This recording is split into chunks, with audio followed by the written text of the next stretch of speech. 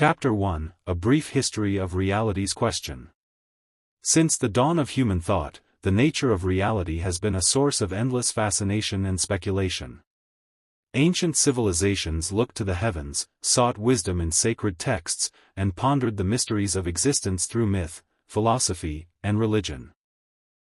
Among the earliest explorations of reality's nature was Plato's allegory of the cave, a powerful philosophical metaphor that vividly illustrated the difference between illusion and truth. In this allegory, prisoners, chained within a dark cave, perceive shadows cast upon the wall before them, mistaking these fleeting silhouettes for reality itself. Unaware of the world beyond their confined vision, they live in ignorance, convinced that the shadows are the full extent of existence.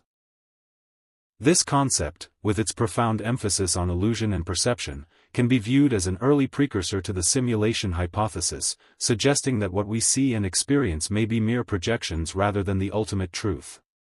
The exploration of reality continued in the East as well, where the ancient Indian concept of Maya presented the world as an illusion.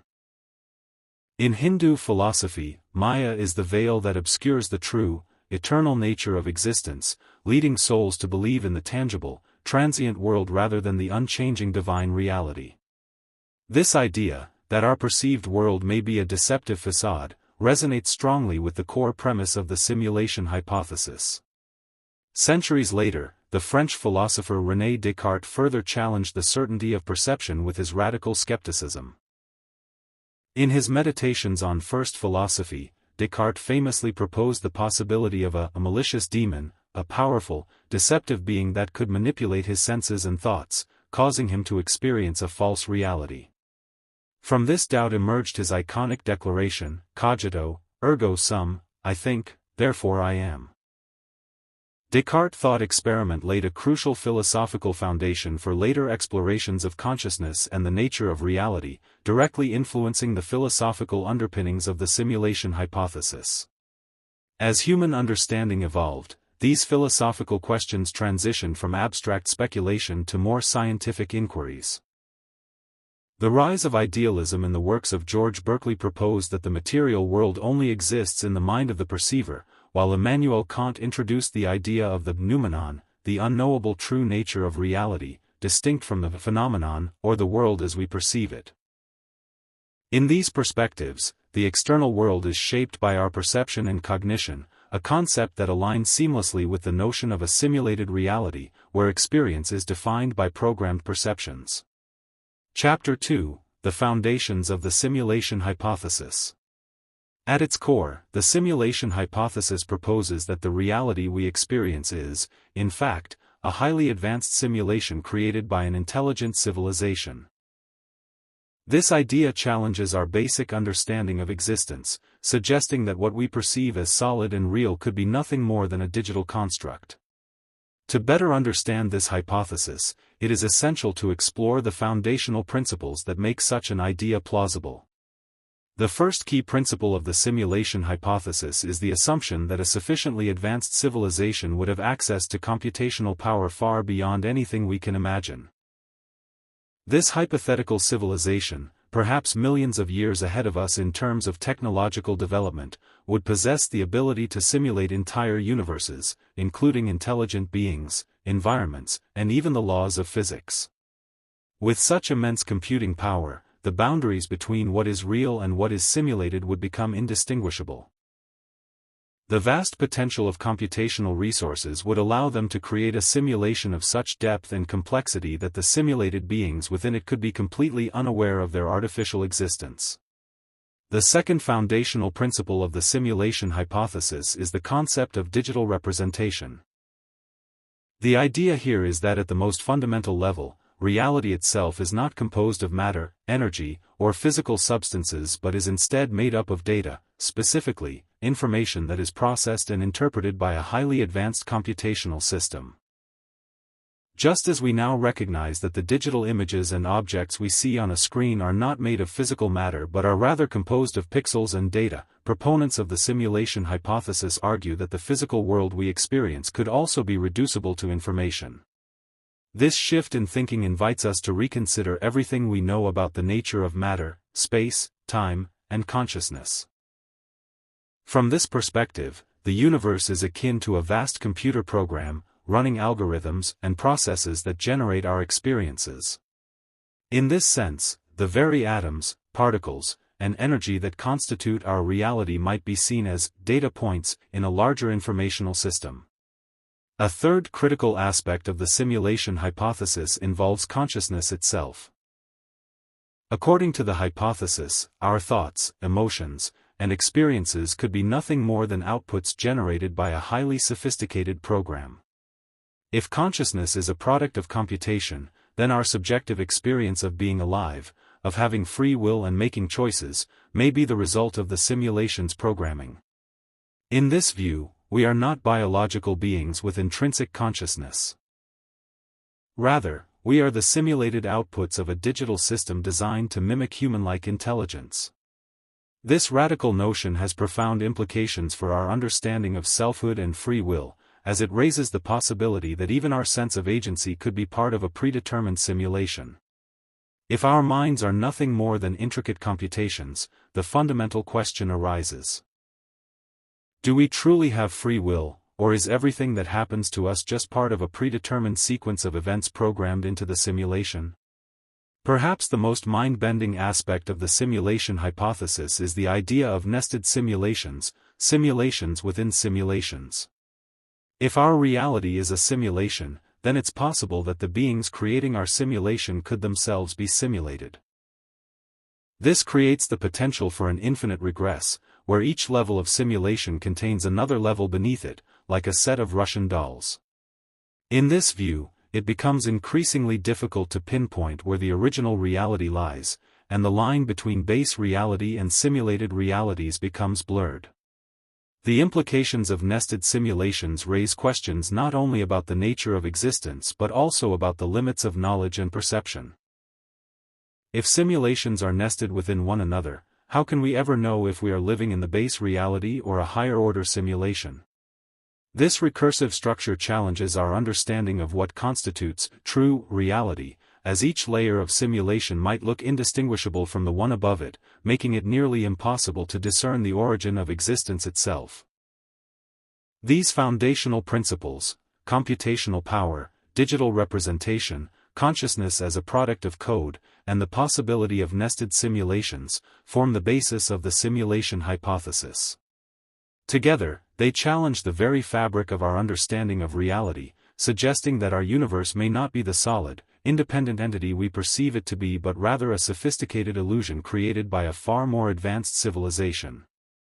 Chapter 3. The Argument for Simulation, Bostrom's Trilemma. One of the most compelling and widely discussed arguments in favor of the simulation hypothesis comes from philosopher Nick Bostrom. In 2003, Bostrom proposed what has come to be known as the simulation argument, which he presents as a trilemma, a three-pronged argument that explores the probability that we are living in a simulation. His argument is based on the notion that one of three possibilities must be true, and each of these possibilities has profound implications for our understanding of reality. The first prong of Bostrom's trilemma is the possibility that human civilization will never reach a level of technological sophistication capable of creating realistic simulations of consciousness. In this scenario, the technological limitations of our civilization would prevent us from developing the necessary computational power and knowledge to simulate entire universes, or perhaps the ethical considerations would render such simulations unfeasible. This scenario implies that the creation of simulated realities is beyond our reach, and thus the probability of us being in a simulation would be zero. The second prong of the trilemma suggests that while human civilization might reach the technological capability to create highly realistic simulations of conscious beings, we may not have any interest in doing so. Bostrom proposes that it is possible that an advanced civilization could choose not to run simulations of conscious beings, either due to moral, ethical, or practical reasons. If this were the case, the probability of us living in a simulation would also be quite low, as advanced civilizations would refrain from creating these simulated realities altogether. This raises significant ethical questions about the nature of consciousness and whether it is morally acceptable to simulate sentient beings, even if they are not real in the traditional sense. The third prong of Bostrom's trilemma is the most intriguing and thought-provoking. The idea that we are, in fact, living in a simulation. Bostrom suggests that if a sufficiently advanced civilization exists and has the desire to create simulations, the number of simulated realities could far outweigh the number of base realities. In other words, once a civilization reaches the point where it is capable of running simulations, it is likely to create many more simulations than there are real worlds. This would make the probability of us living in the base reality, as opposed to a simulated reality, exceedingly small. If this is the case, then the overwhelming likelihood is that we are currently living in a simulated universe. Bostrom's trilemma has sparked significant debate and exploration in both philosophical and scientific circles. One of the most critical aspects of his argument is the idea that, from a statistical standpoint, the likelihood of being in a simulation is much higher than being in base reality, given the possible motivations and resources of advanced civilizations. This argument appeals to our understanding of probability and statistics, suggesting that the sheer number of potential simulated worlds far outweighs the chances of us living in the base reality. Critics of the simulation hypothesis have challenged the assumptions underlying Bostrom's trilemma. One major critique is that the trilemma may be based on faulty or overly speculative assumptions about the future capabilities of technology and the motivations of advanced civilizations. The idea that civilizations would want to simulate conscious beings, especially if it requires massive computational resources, may be questioned by some. Furthermore, the ethical concerns associated with creating sentient beings within simulations, particularly the moral implications of subjecting them to suffering or limited lives, add complexity to Bostrom's third prong. Some critics argue that advanced civilizations may possess a higher level of ethics and empathy that would prevent them from creating such simulations at all. Despite these critiques, Bostrom's trilemma remains one of the most widely discussed and influential arguments for the simulation hypothesis. By providing a framework for thinking about the likelihood of our existence as part of a simulation, it has made the idea of a simulated reality more accessible to mainstream philosophical and scientific discussions. Ultimately, Bostrom's trilemma serves as an invitation to think deeply about the nature of existence and our place within it. Whether or not we are living in a simulation, his work challenges us to confront the assumptions that underpin our understanding of reality and the role of consciousness in shaping our experiences. Chapter 4: Scientific and Technological Implications of the Simulation Hypothesis. The simulation hypothesis is not only a philosophical or speculative concept, it also has deep implications for science and technology. The idea that we may be living in a simulated reality challenges our very understanding of the natural world and raises several fascinating questions about the limits of scientific inquiry, technological advancement, and even the future of human civilization. The digital nature of physical laws. One of the most provocative aspects of the simulation hypothesis is the suggestion that the laws of physics, which govern everything from the smallest particles to the largest galaxies, could be the result of a program or a set of algorithms. In a simulated universe, the seemingly fundamental constants of nature, such as the speed of light, the gravitational constant, and the laws of thermodynamics, might not be intrinsic properties of the physical world.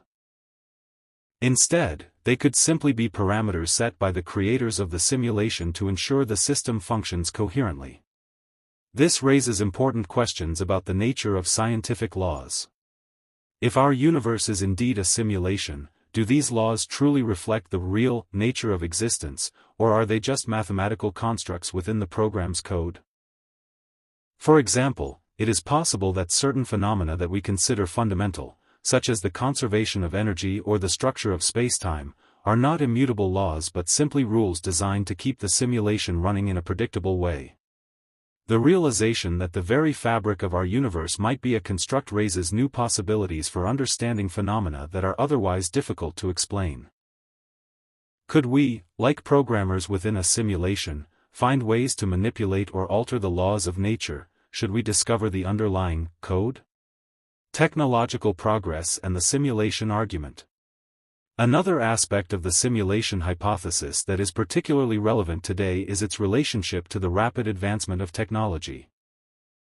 The increasing sophistication of computational systems, artificial intelligence, and virtual reality has led some proponents of the hypothesis to suggest that, as our technology improves, we may one day reach a point where we can create simulations that are indistinguishable from reality. Indeed, we already live in an age where virtual environments, video games, and simulated worlds offer increasingly complex and immersive experiences. However, these technologies are still in their infancy compared to what might be possible in the distant future.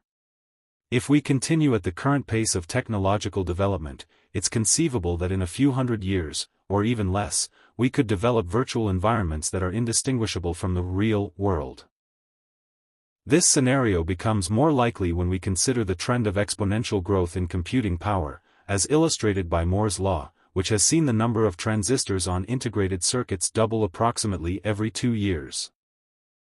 As computational capabilities increase, it is plausible that future civilizations could simulate entire universes, complete with fully conscious beings, which would imply that we are moving closer to realizing the very capabilities described in the simulation hypothesis.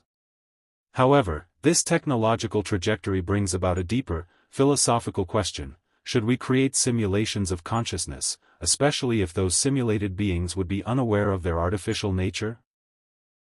This raises ethical dilemmas, such as whether it would be morally acceptable to create sentient beings in a simulated world, even if those beings would not know they are living in a fabricated reality.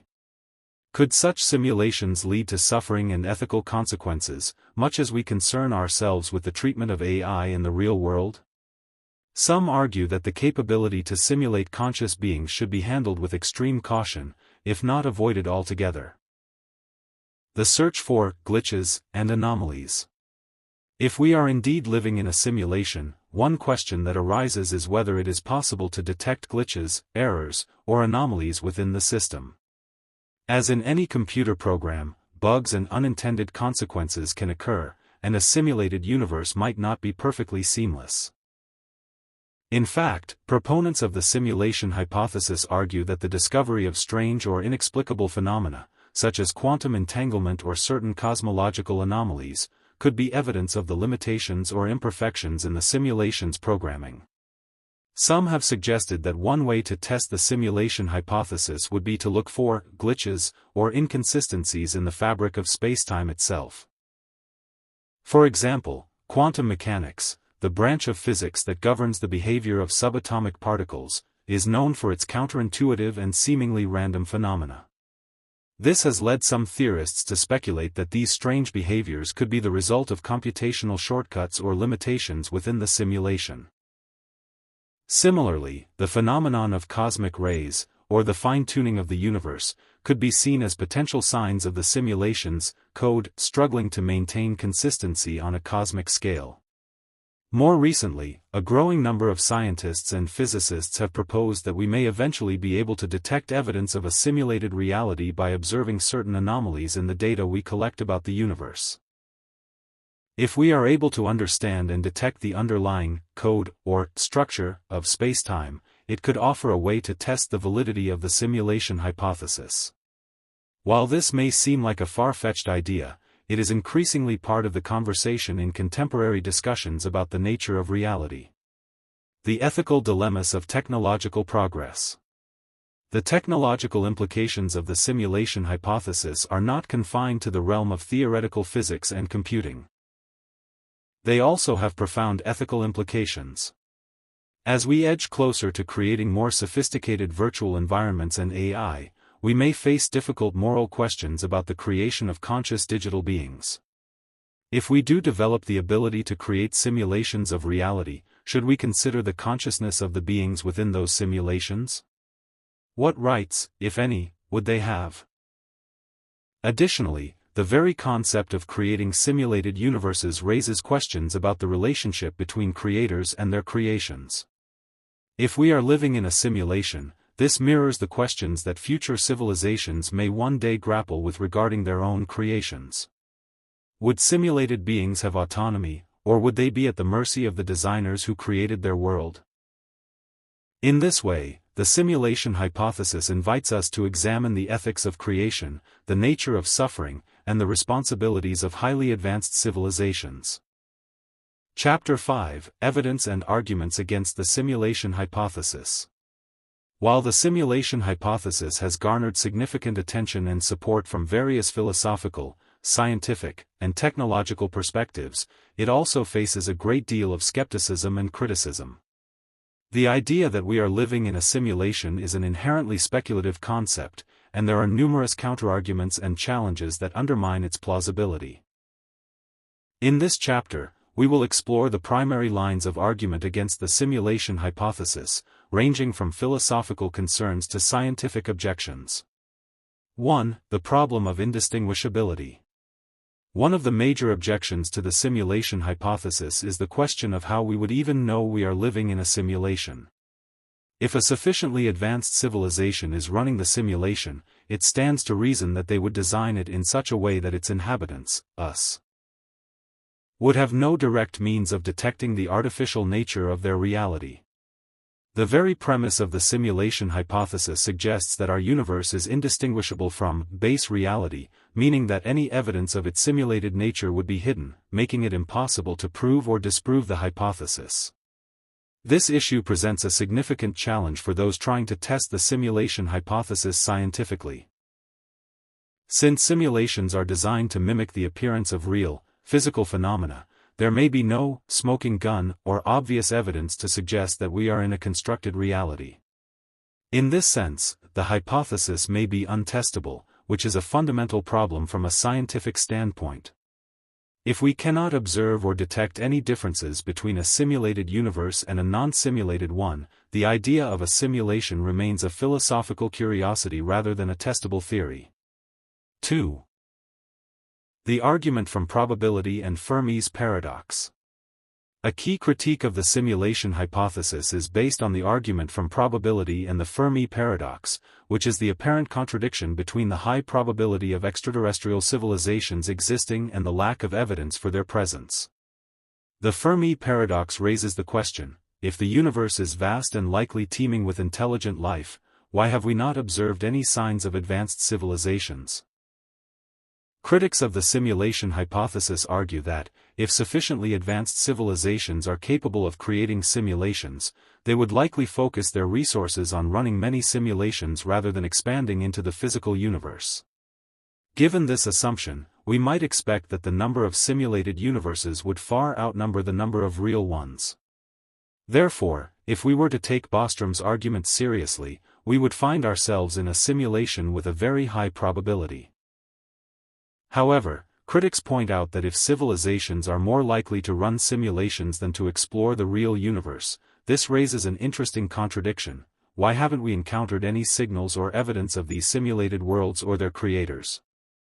Some argue that the answer to this paradox lies in the assumption that advanced civilizations, once they reach a certain point, may abandon the idea of creating simulations altogether. If simulations are primarily a tool for scientific or entertainment purposes, advanced civilizations may have no real incentive to populate their digital worlds with conscious beings. Consequently, they may not be running simulations of civilizations like ours at all, or the number of simulations may be so small that the probability of one of them being like ours is astronomically low. 3. The limits of technological capabilities. Another critique of the simulation hypothesis revolves around the technological capabilities required to simulate an entire universe. While it is true that computing power has increased exponentially over the last few decades, critics argue that the computational resources required to simulate a universe as complex as ours may be so immense that they are simply beyond the reach of any civilization, no matter how advanced. The complexity of simulating the behavior of every atom, particle, and quantum interaction in the universe is so vast that even an advanced civilization might struggle to replicate the intricacies of our reality. Furthermore, there are practical limitations to the concept of computational power. For instance, the creation of highly realistic simulations would require vast amounts of energy and storage capacity. Even if a civilization were able to generate the necessary computational power, the physical infrastructure required to sustain such simulations might be prohibitively expensive or unsustainable. This line of reasoning casts doubt on the plausibility of the simulation hypothesis, suggesting that the technical and resource constraints of simulating entire universes might make it an unrealistic prospect. 4. The ethical question of simulating consciousness. One of the most profound philosophical objections to the simulation hypothesis concerns the ethical implications of creating conscious beings within a simulation.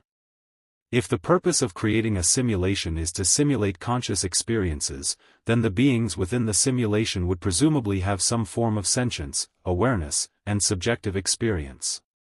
This raises the question: would it be morally acceptable to create sentient beings who experience suffering, pain, and other negative emotions, knowing that they are not real in the traditional sense? Some critics argue that the creation of conscious beings within a simulation raises serious ethical dilemmas. If a civilization is running simulations of conscious life, they would be responsible for the well-being, or suffering, of those simulated beings. The potential for ethical issues surrounding the treatment of simulated beings, including whether it would be ethical to subject them to pain, hardship, or the illusion of death, is a significant concern. Given that any sufficiently advanced civilization would presumably be aware of the ethical implications of their actions, it is possible that they would refrain from creating sentient simulations altogether, especially if such beings would have no autonomy or rights. 5. The argument from simplicity, Occam's razor. Finally, one of the most fundamental objections to the simulation hypothesis comes from the principle of Occam's razor, which suggests that when presented with competing hypotheses, the simpler one, with the fewest assumptions, is usually preferred. According to this principle, the simulation hypothesis introduces a host of speculative assumptions about the nature of advanced civilizations, computing power, and the motivations behind creating simulations. In contrast, the hypothesis that we are simply living in a physical universe governed by the known laws of physics requires far fewer assumptions and is more straightforward. Critics argue that the simulation hypothesis unnecessarily complicates our understanding of reality. While it is an intriguing philosophical idea, it adds layers of complexity that may not be necessary to explain the phenomena we observe. Rather than assuming we are part of a simulation, it may be simpler to accept the reality of our physical universe, governed by the laws of nature, without resorting to speculation about the existence of advanced civilizations or digital worlds. Chapter 6: The Philosophical Implications of the Simulation Hypothesis. The simulation hypothesis is not only a scientific and technological idea but also a deeply philosophical one. It challenges fundamental questions about the nature of reality, consciousness, free will, and even the concept of existence itself. By proposing that our entire universe could be a simulated creation, the hypothesis forces us to reconsider our most basic assumptions about what it means to be real and what it means to live a meaningful life. In this chapter, we will explore some of the key philosophical implications of the simulation hypothesis and how it reshapes our understanding of existence. Reality and perception. One of the most profound philosophical implications of the simulation hypothesis is its challenge to our understanding of reality. In everyday life, we take the reality of our world for granted. The objects we see, the people we interact with, and the events we experience all seem to be real and external to us.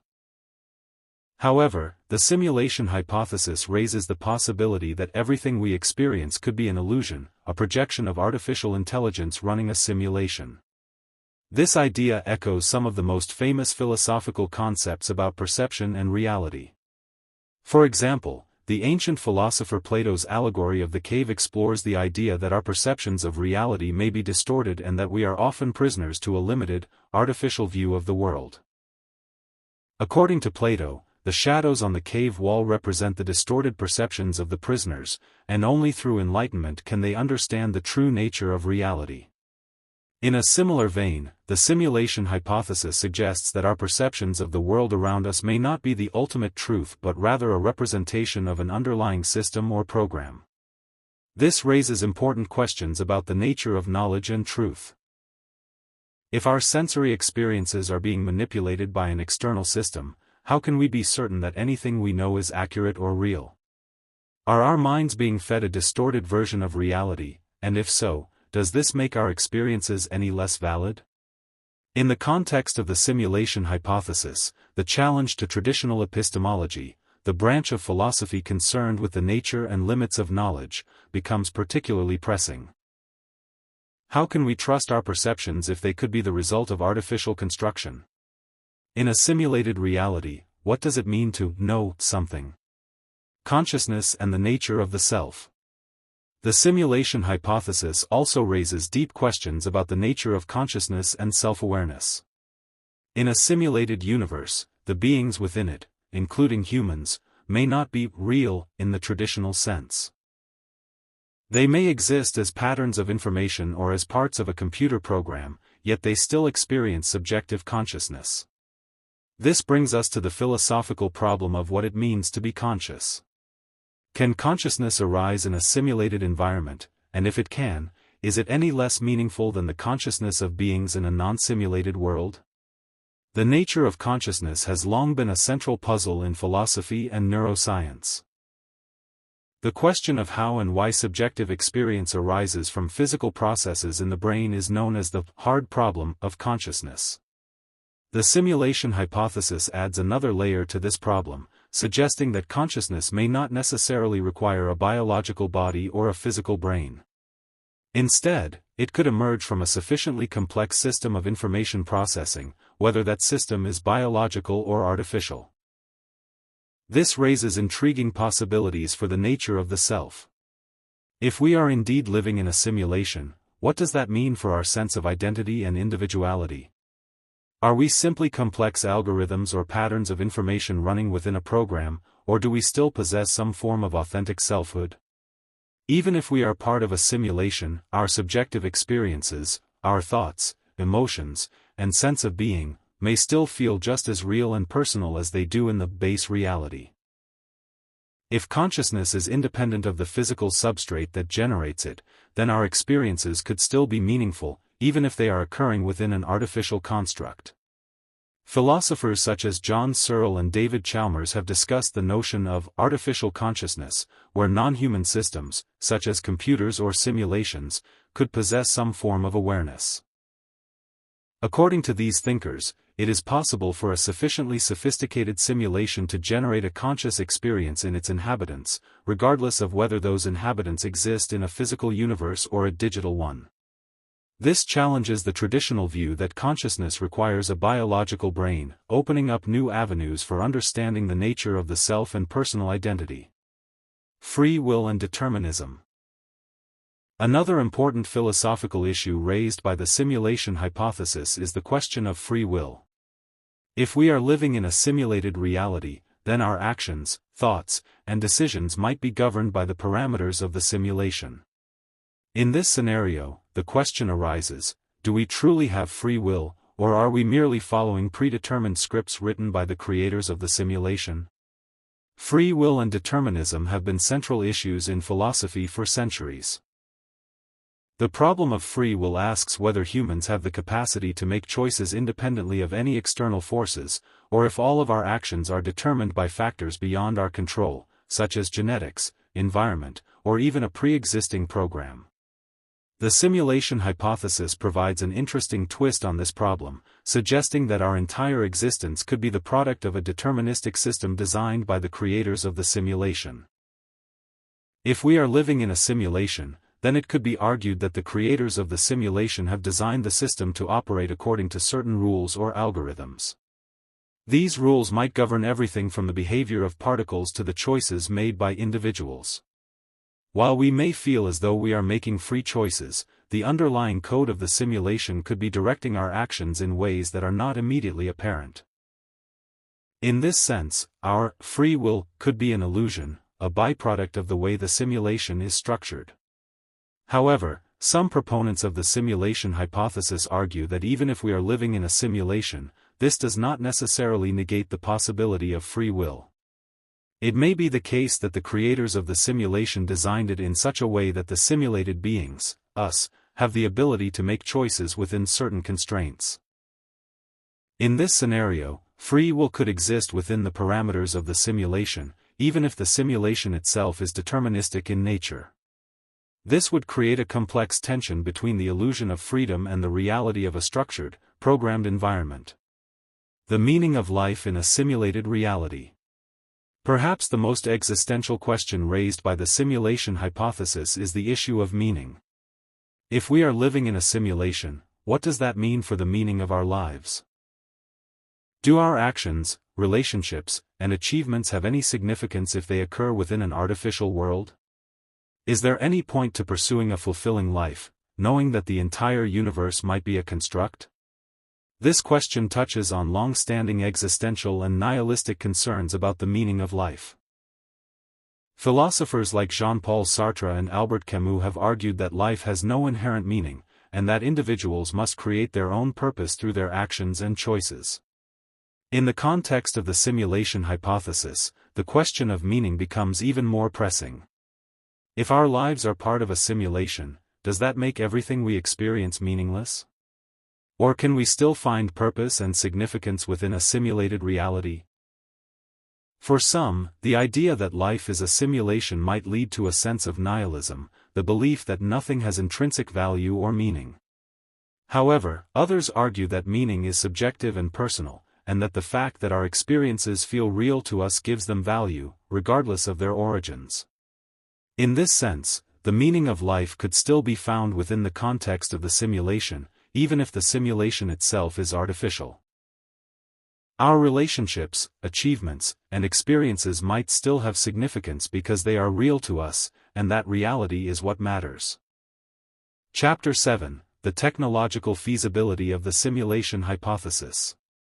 The simulation hypothesis, while often framed as a philosophical and speculative concept, also hinges on a range of technological assumptions.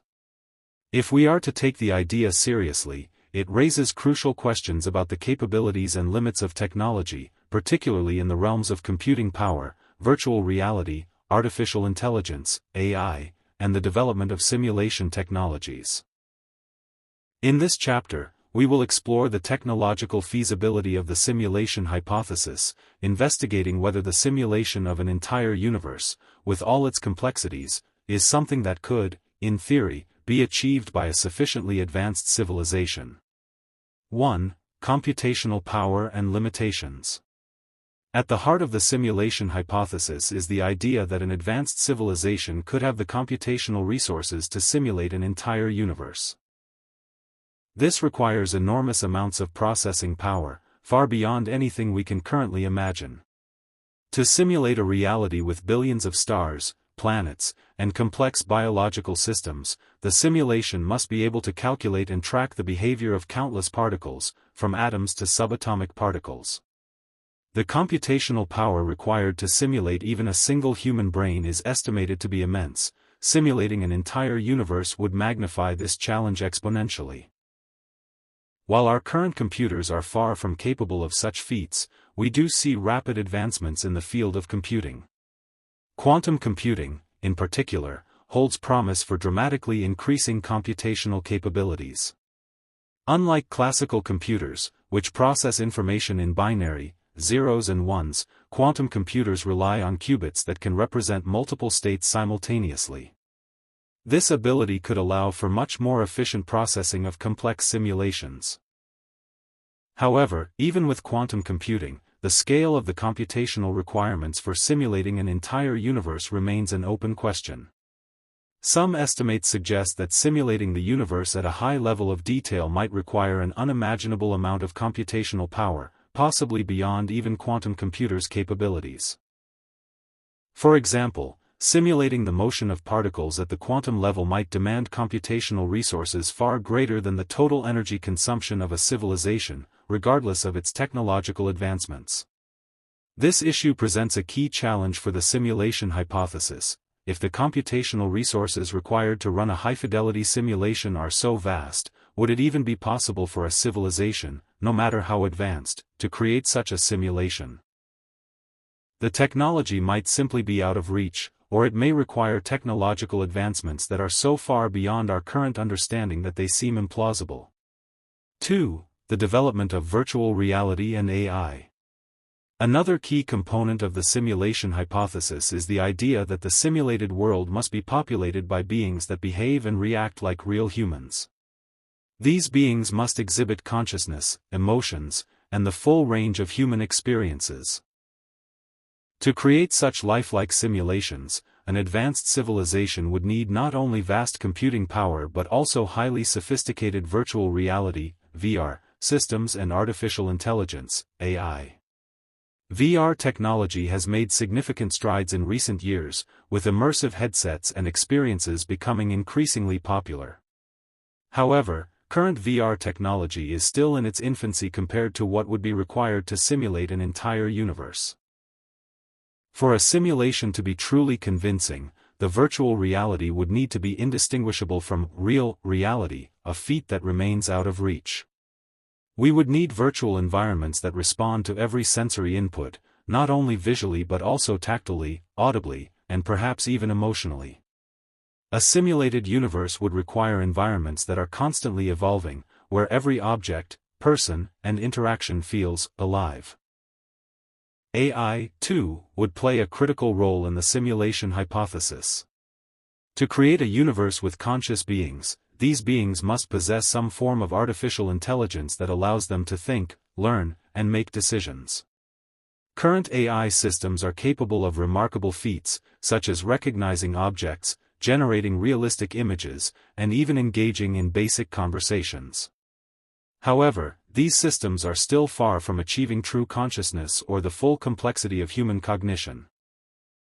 Advanced AI in a simulated universe would need to operate at a level far beyond current capabilities. These AI beings would need to experience the full range of emotions, desires, and motivations that human beings do. The AI would need to simulate not only the external behaviors of individuals but also their internal mental states, including memories, beliefs, and subjective experiences. Achieving such a level of sophistication would likely require breakthroughs in neuroscience, cognitive science, and machine learning, as well as advancements in the understanding of consciousness itself.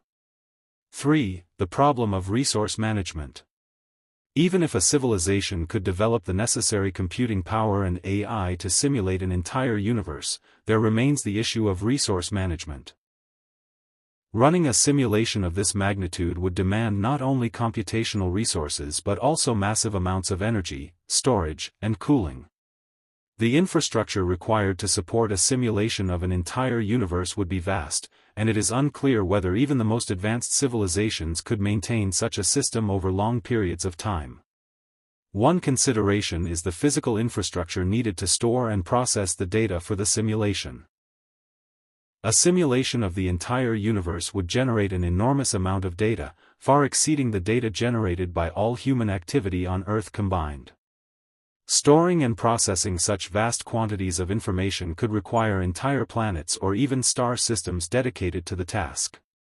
If an advanced civilization were running many simulations simultaneously, the amount of resources needed would only increase. Furthermore, the energy required to power a simulation on such a scale would likely be immense. A civilization that could simulate the entire universe might need to harness energy on the scale of entire galaxies or even the energy of black holes. This opens up questions about the sustainability of such a civilization. Could they generate enough energy to power these simulations indefinitely? Or would the demands of the simulations eventually lead to the collapse of the civilization itself? 4. Simulation levels and recursive simulations.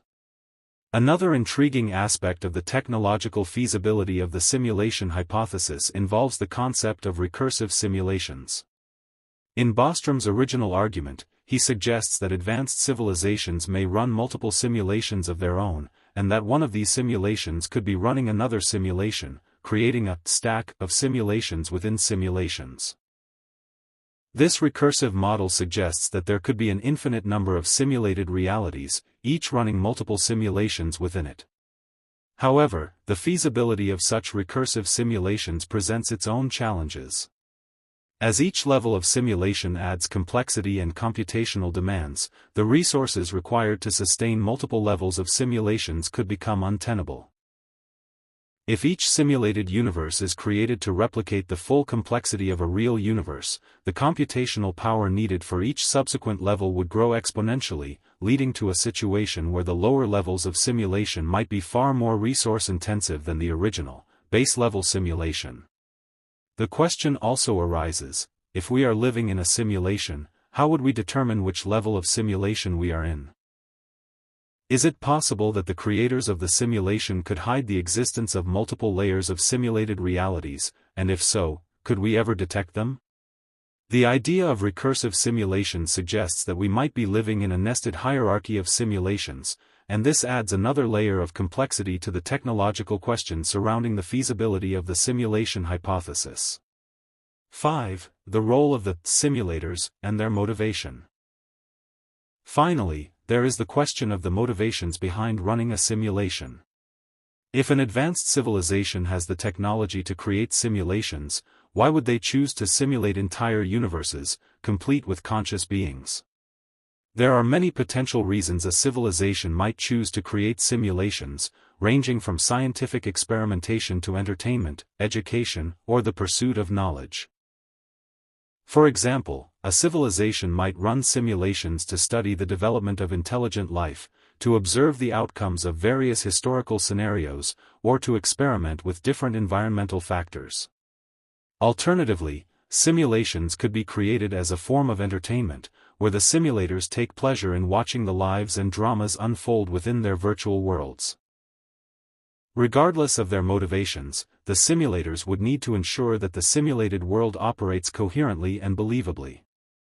This requires not only advanced technology but also a deep understanding of the laws of physics, biology, psychology, and sociology. The simulators would need to program not just the physical laws of the universe but also the rules governing social interaction, ethics, and decision-making within the simulated environment. The technological feasibility of the simulation hypothesis is, without a doubt, one of the most complex and speculative areas of the discussion. While it is theoretically possible that an advanced civilization could develop the necessary computational resources, AI, and infrastructure to simulate an entire universe, the practical challenges involved are enormous. From the sheer computational power required to the ethical and resource management considerations, the idea of simulating an entire universe remains speculative at best. Nonetheless, as technology continues to advance, particularly in the fields of quantum computing, AI, and virtual reality, the possibility of creating highly sophisticated simulations may become more plausible in the distant future. Whether we will ever reach the point where we can simulate entire universes remains uncertain, but the ongoing advancements in technology continue to fuel the debate about the potential realities behind the simulation hypothesis. Chapter 8: The Search for Evidence. Can we prove the simulation hypothesis? While the simulation hypothesis is a fascinating and thought-provoking idea, one of the biggest questions it raises is whether there is any way to test or prove that we are living in a simulated reality. The hypothesis, if true, suggests that everything around us, from the stars in the sky to the thoughts in our minds, is the product of an artificial simulation. But how can we know for certain if this is the case? In this chapter, we will explore the search for evidence of the simulation, looking at various scientific, philosophical, and experimental approaches to testing the hypothesis. We will also examine the challenges involved in attempting to detect a simulated reality, and whether it is even possible to gather any definitive proof. 1. The nature of scientific evidence. Before delving into potential evidence, it's important to understand the nature of scientific evidence and how it relates to the simulation hypothesis. Science is built upon the principle of falsifiability. In order for a theory to be scientific, it must be possible to test it and potentially prove it false. For the simulation hypothesis to be considered scientifically testable, there would need to be some observable phenomenon or evidence that could confirm or disprove the idea that our universe is a simulation. The challenge with testing the simulation hypothesis is that, by its nature, a simulation could be designed to perfectly mimic the laws of physics and the behavior of the universe. If the simulation is flawless, there may be no way to distinguish between a simulated reality and a base, physical reality. This makes the hypothesis difficult to falsify, because any evidence we encounter in the simulation could be part of the simulation itself. However, this does not mean that all hope is lost.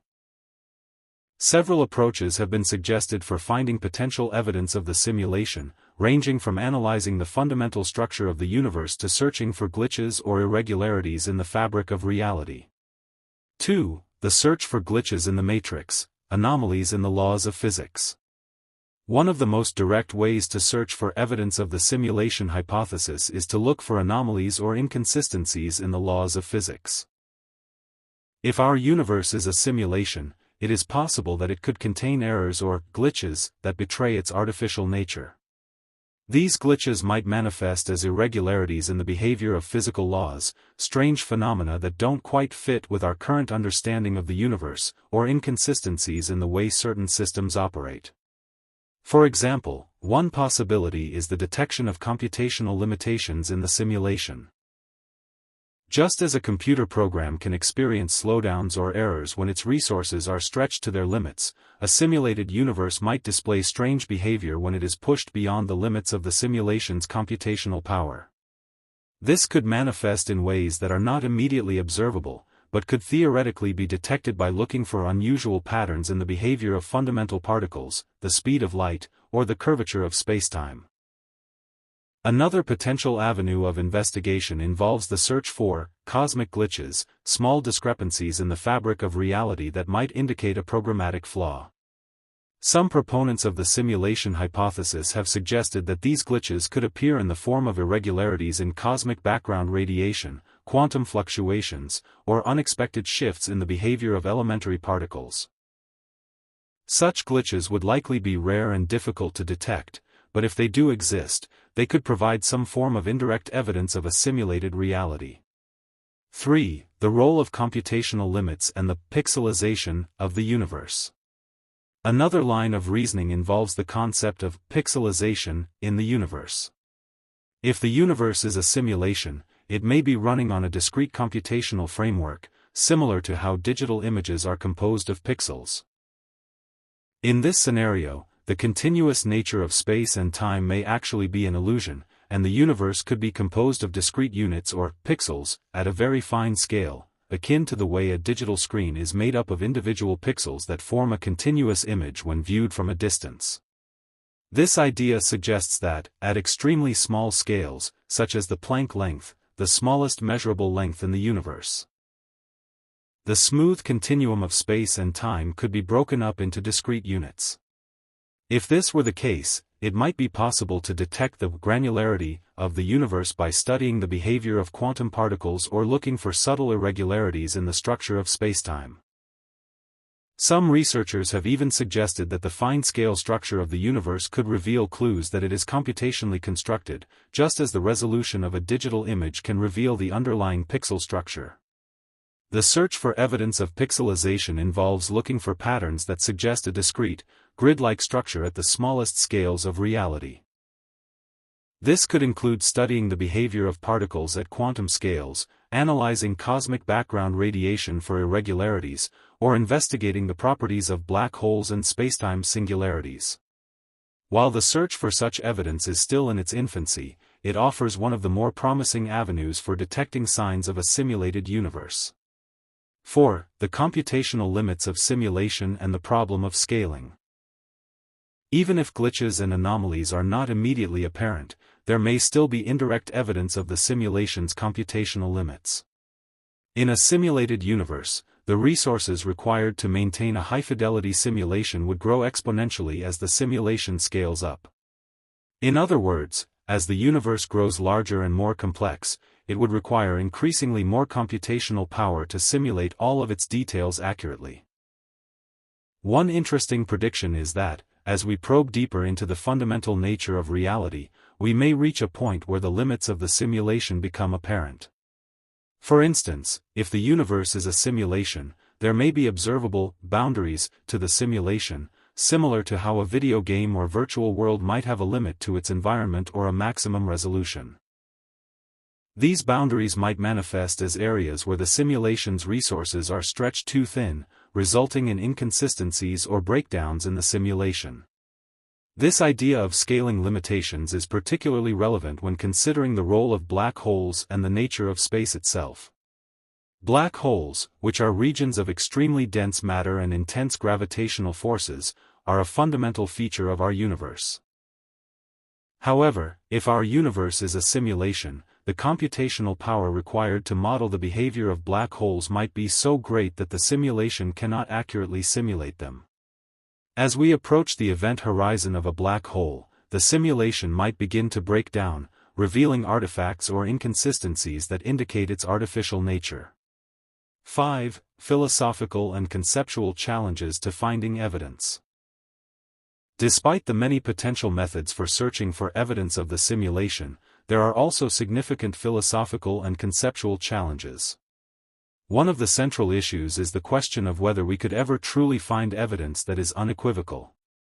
If the simulation is designed to be indistinguishable from base reality, then any evidence we encounter could always be interpreted as part of the simulation's design.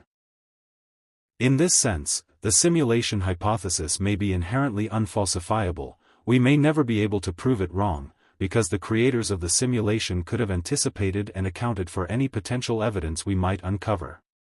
Additionally, there is the issue of the simulation argument itself. Even if we find evidence that the universe is a simulation, we may never be able to definitively prove it, because the creators of the simulation may have taken extraordinary measures to hide the evidence. They might have designed the simulation to ensure that no matter how advanced our technology becomes, we will never be able to detect its artificial nature. This suggests that the search for evidence could be an inherently futile endeavor, as we may never have the necessary information or tools to truly understand the nature of our reality. 6. Theoretical and technological future of evidence. Despite the challenges in searching for evidence of the simulation hypothesis, advances in technology may eventually offer new tools for detection. As quantum computing, AI, and particle physics continue to evolve, scientists may develop more sophisticated methods of probing the fundamental nature of reality. In the future, breakthroughs in areas such as quantum simulation, holography, or new forms of astronomical observation could provide novel insights into the structure of the universe. Moreover, the very tools we develop to study the universe, such as supercomputers and advanced simulations of our own, may eventually reveal ways to test the simulation hypothesis more directly. As we simulate smaller and more complex systems with increasing fidelity, we might gain a deeper understanding of the principles behind simulation, which could offer insights into the possibility that our own universe is a simulation. The search for evidence of the simulation hypothesis is a deeply challenging and speculative endeavor.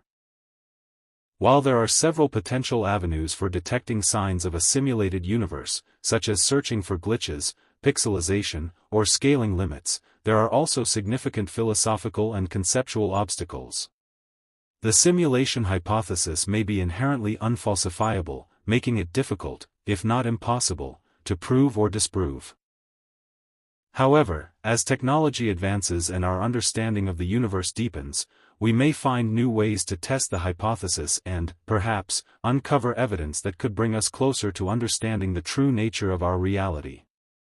Chapter 9: The Philosophical Implications of the Simulation Hypothesis. The simulation hypothesis is not only a concept that challenges the boundaries of science and technology but also one that profoundly impacts our philosophical understanding of reality, consciousness, and existence itself. If we are indeed living in a simulation, this revelation would have far-reaching implications for a wide range of philosophical topics, including the nature of perception, the concept of free will, the meaning of life, and the ethical responsibilities of the simulators. In this chapter, we will explore the philosophical dimensions of the simulation hypothesis, examining how it challenges our most fundamental beliefs and how it could reshape our understanding of reality. 1. Reality, perception, and the nature of existence. At the core of the simulation hypothesis lies the question of what constitutes reality. If we are living in a simulation, then everything we experience, the physical world, other people, our thoughts and emotions, could all be products of an artificial construct. The very notion of reality becomes uncertain, as we would be faced with the possibility that the world around us is not real in any intrinsic sense but is merely a simulation created by some external entity or advanced civilization. This brings us to a long-standing philosophical question: is reality something that exists independently of our perception of it, or is reality inherently tied to the way we experience and interpret the world? The simulation hypothesis challenges traditional notions of objective reality by suggesting that what we perceive as real might be nothing more than a digital construct. It forces us to reconsider our understanding of perception and whether we can trust our senses to provide us with an accurate representation of the world. For instance, if the universe is indeed a simulation, then what does it mean for something to be real? Does reality depend on the subjective experience of the individuals within the simulation, or is it defined by an external, objective truth? These questions have profound implications for metaphysics, epistemology, and the philosophy of mind. If our perceptions are entirely shaped by the simulation, can we ever truly know what exists beyond it? Are we trapped within the boundaries of the simulation, unable to access the underlying truth of existence? 2. Consciousness, simulated or genuine? One of the most intriguing philosophical questions raised by the simulation hypothesis is the nature of consciousness. In a simulated reality, where every aspect of our experience is generated by a computer program, the question arises: is our consciousness real, or is it a simulated construct as well? The idea that consciousness could be artificially generated by a simulation raises important questions about the nature of the mind, self-awareness, and subjective experience. At present, consciousness remains one of the greatest mysteries in both philosophy and neuroscience.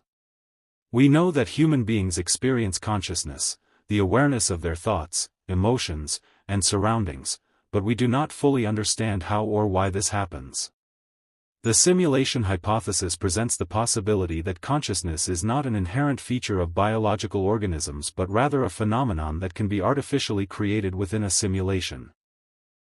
If consciousness can be simulated, this challenges traditional views that consciousness is a fundamental, biological property of certain living beings. This brings us to the hard problem of consciousness, a term coined by philosopher David Chalmers to describe the difficulty of explaining why and how subjective experiences arise from physical processes in the brain. If we are living in a simulation, then our subjective experiences could be the result of a highly sophisticated program that mimics the behavior of conscious beings. But does this mean our consciousness is less real than that of beings outside the simulation? Or is it merely a different form of consciousness, shaped by the parameters of the simulation? The question of whether simulated consciousness is equivalent to genuine human consciousness touches on the broader philosophical debate between dualism, the idea that mind and body are separate, and physicalism, the idea that consciousness arises solely from physical processes. If consciousness can be simulated, it may suggest that the mind is not fundamentally tied to biological processes but could instead emerge from computational systems, opening up new avenues of exploration in both artificial intelligence and cognitive science. 3. Free will, is it an illusion? The simulation hypothesis also raises significant questions about free will. If we are living in a simulation, the actions and decisions we make could be pre-programmed or determined by the underlying algorithms of the simulation. This leads to a classic philosophical dilemma: if our behavior is determined by the parameters of the simulation, do we truly have free will, or are we simply following a predetermined script within the confines of the simulation? The idea that free will could be an illusion is not new to philosophy. Many philosophers have debated whether human beings have genuine freedom of choice, or whether our actions are determined by factors such as genetics, environment, or social conditioning. In the context of the simulation hypothesis, the question of free will takes on an even more fundamental dimension. If the simulation is programmed to model our experiences, then our decisions might not be as free as we think. Instead, they could be the result of preset rules and calculations running in the background of the simulation. This raises the question of whether true freedom is possible within a simulation. If a higher-level civilization controls the simulation, their design and programming could fundamentally limit the freedom of the beings within it. Even if we feel that we are making free choices, we might be operating within a tightly controlled system that guides our decisions in ways that we cannot perceive. However, some philosophers argue that free will does not require the absence of determinism or the absence of simulation. In this view, even if our choices are influenced or constrained by the simulation, we can still experience a sense of freedom if we feel that we are acting in accordance with our own desires and motivations. The experience of choice, in this sense, may be just as important as the reality of free will itself. 4. The meaning of life. What purpose does it serve? If we are living in a simulation, another profound philosophical question arises: what is the meaning or purpose of our lives?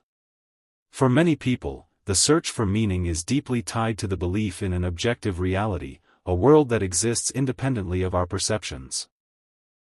But if our entire existence is the product of a simulation, then the meaning of life becomes a more complex and subjective issue. Are we part of an experiment, a form of entertainment, or something else entirely? And if our lives are simulated, does that mean they lack inherent meaning or purpose? Some may argue that the absence of an objective, external reality would diminish the meaning of our lives. If everything around us is a simulation, then perhaps nothing we do truly matters. However, others might contend that meaning is not dependent on the nature of our reality but is instead created through our experiences, relationships, and personal growth. In this view, even if our world is a simulation, the meaning we derive from our lives could still be real and significant. This question also touches on the concept of existentialism, which posits that individuals must create their own meaning in an otherwise indifferent or absurd universe. If the universe is a simulation, then we may have the opportunity to create meaning and purpose within that context, even if the broader simulation itself was created for purposes beyond our understanding. 5. Ethics. What responsibilities do the simulators have? If we accept the premise that we are living in a simulation, the question of ethics becomes particularly interesting. Who are the simulators, and what ethical obligations do they have toward the beings they have created? If a higher civilization has the power to create and manipulate entire worlds, should they have a moral responsibility to ensure the well-being of the simulated beings within those worlds? And if they do, what responsibilities do we, as simulated beings, have toward one another? The ethical implications of the simulation hypothesis raise important questions about the rights of simulated beings and the morality of creating and controlling virtual worlds. If the simulators are intentionally designing our world, are they morally obligated to provide for the welfare of the beings they create? Do they have the right to manipulate or harm us, given that our lives are mere simulations? Additionally, the existence of simulated beings raises questions about the ethical treatment of AI and virtual beings more generally. If we develop simulations that are sophisticated enough to create sentient or conscious beings, what rights and moral considerations should those beings have? This is an area of active debate in the field of AI ethics, as questions about the potential consciousness of AI become more pressing with advancements in artificial intelligence. The philosophical implications of the simulation hypothesis are vast and profound, touching on fundamental questions about reality, consciousness, free will, the meaning of life, and ethics. If we are living in a simulation, the nature of our existence would be radically different from what we currently understand. Yet, even within the confines of a simulated reality, we might still find meaning, purpose, and moral responsibility. The simulation hypothesis challenges us to reconsider our most basic assumptions about the world, our place in it, and the very nature of consciousness and existence. Chapter 10: The Simulation Hypothesis and Technological Progress.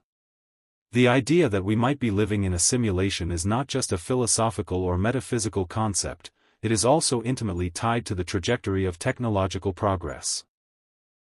As we advance in our ability to simulate and model reality, the simulation hypothesis becomes more plausible. Our ability to create increasingly sophisticated virtual worlds raises the question, if we can simulate entire worlds in the future, could it be that an advanced civilization has already done so? In this chapter, we will explore how technological progress and the development of simulations may inform and shape our understanding of the simulation hypothesis. We will look at the history of simulation technology, its current state, and its potential future trajectory, and discuss the implications of these advancements for our understanding of reality. 1. The evolution of simulations, from simple models to immersive worlds. The idea of creating virtual worlds is not new, and humanity's fascination with simulations has existed for centuries in various forms, from the invention of mechanical models and automata to the development of computer simulations. However, it is only in recent decades that technology has advanced to the point where truly immersive and interactive virtual environments are possible.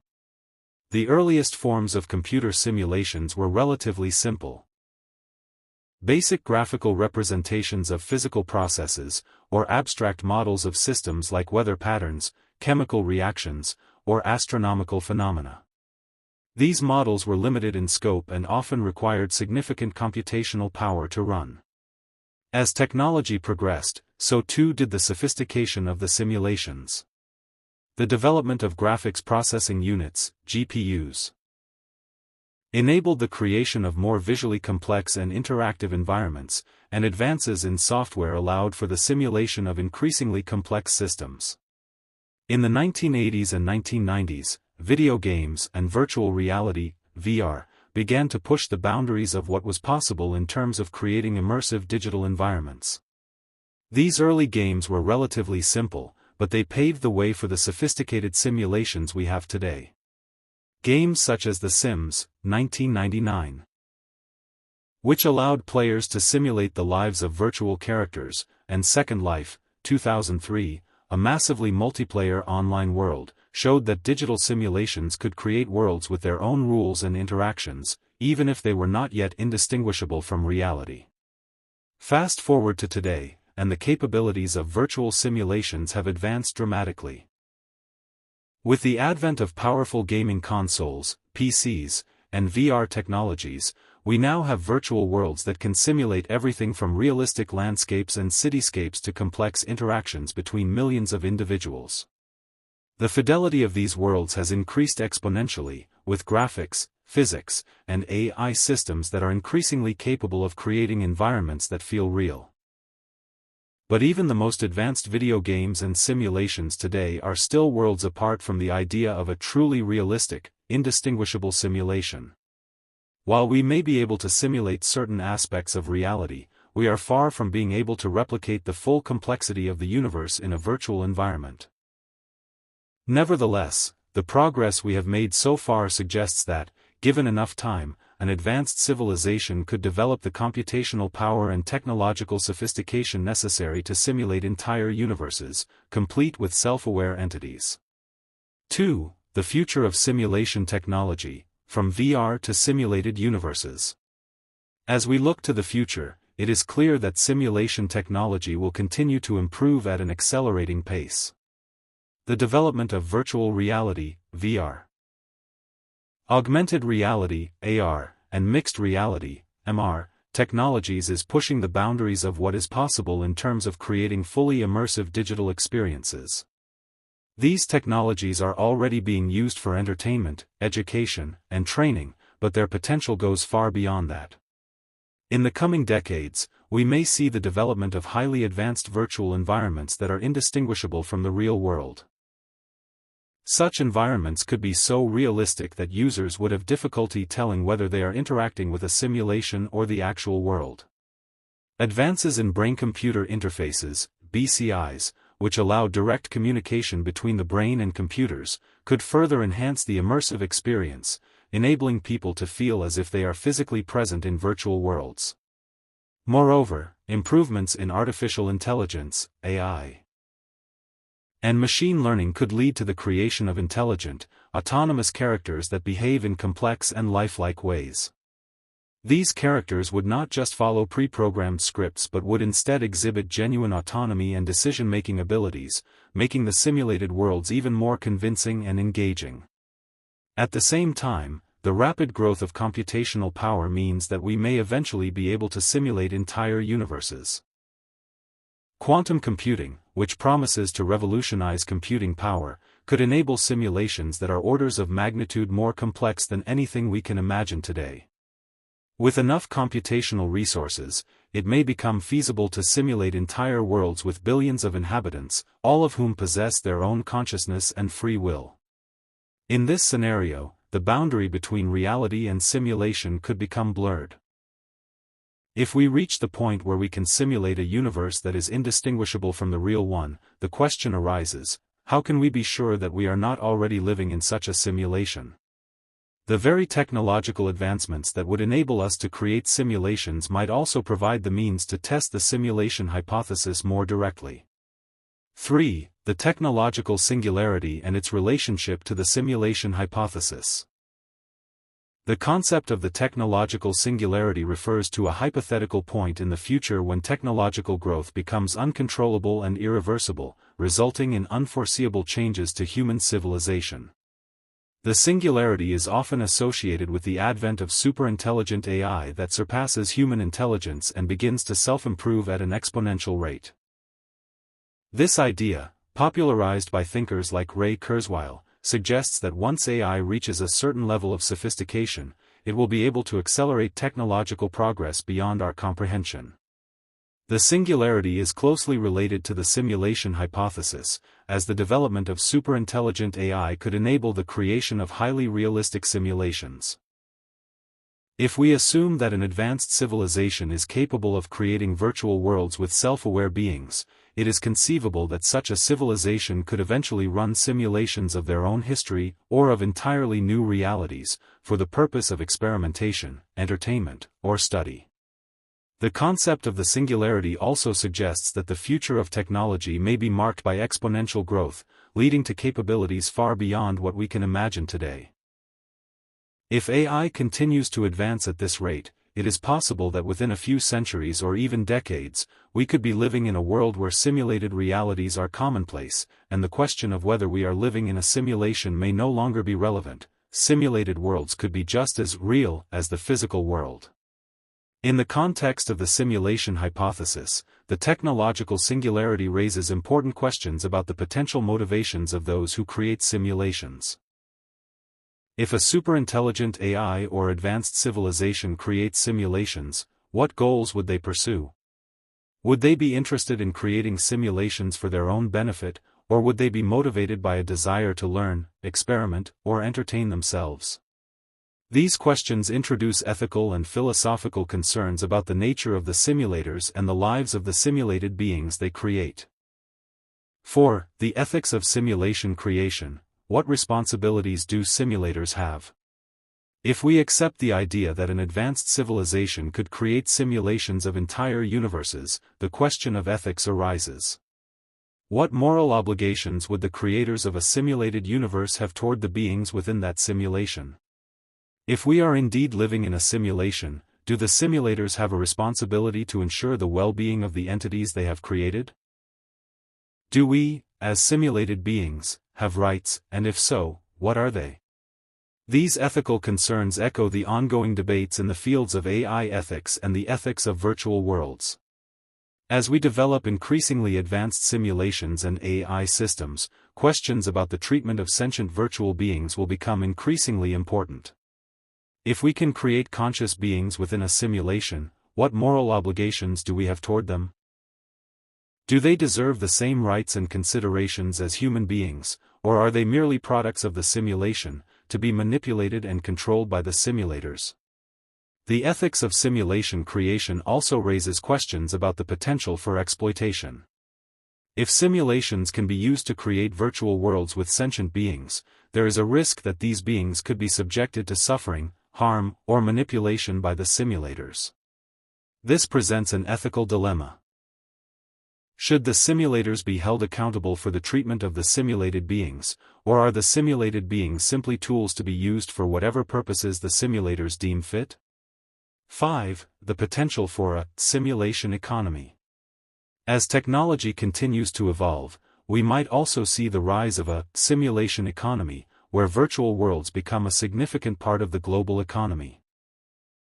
Already, we see virtual economies flourishing within online games and social platforms, with players trading virtual goods, services, and even currency. In the future, it is conceivable that entire economies could be built around simulated worlds, where participants live and work within virtual environments, contributing to digital markets and industries. A simulation economy could have profound implications for the future of work, leisure, and human society. If virtual worlds become as immersive and valuable as the physical world, the line between the two could become increasingly difficult to distinguish.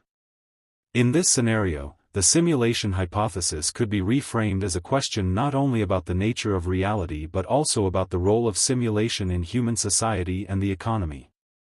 Technological progress plays a central role in the development and plausibility of the simulation hypothesis. As our ability to create increasingly sophisticated simulations grows, the possibility that we might be living in a simulation becomes more conceivable. The development of virtual reality, artificial intelligence, and quantum computing could one day enable advanced civilizations to create entire universes that are indistinguishable from reality.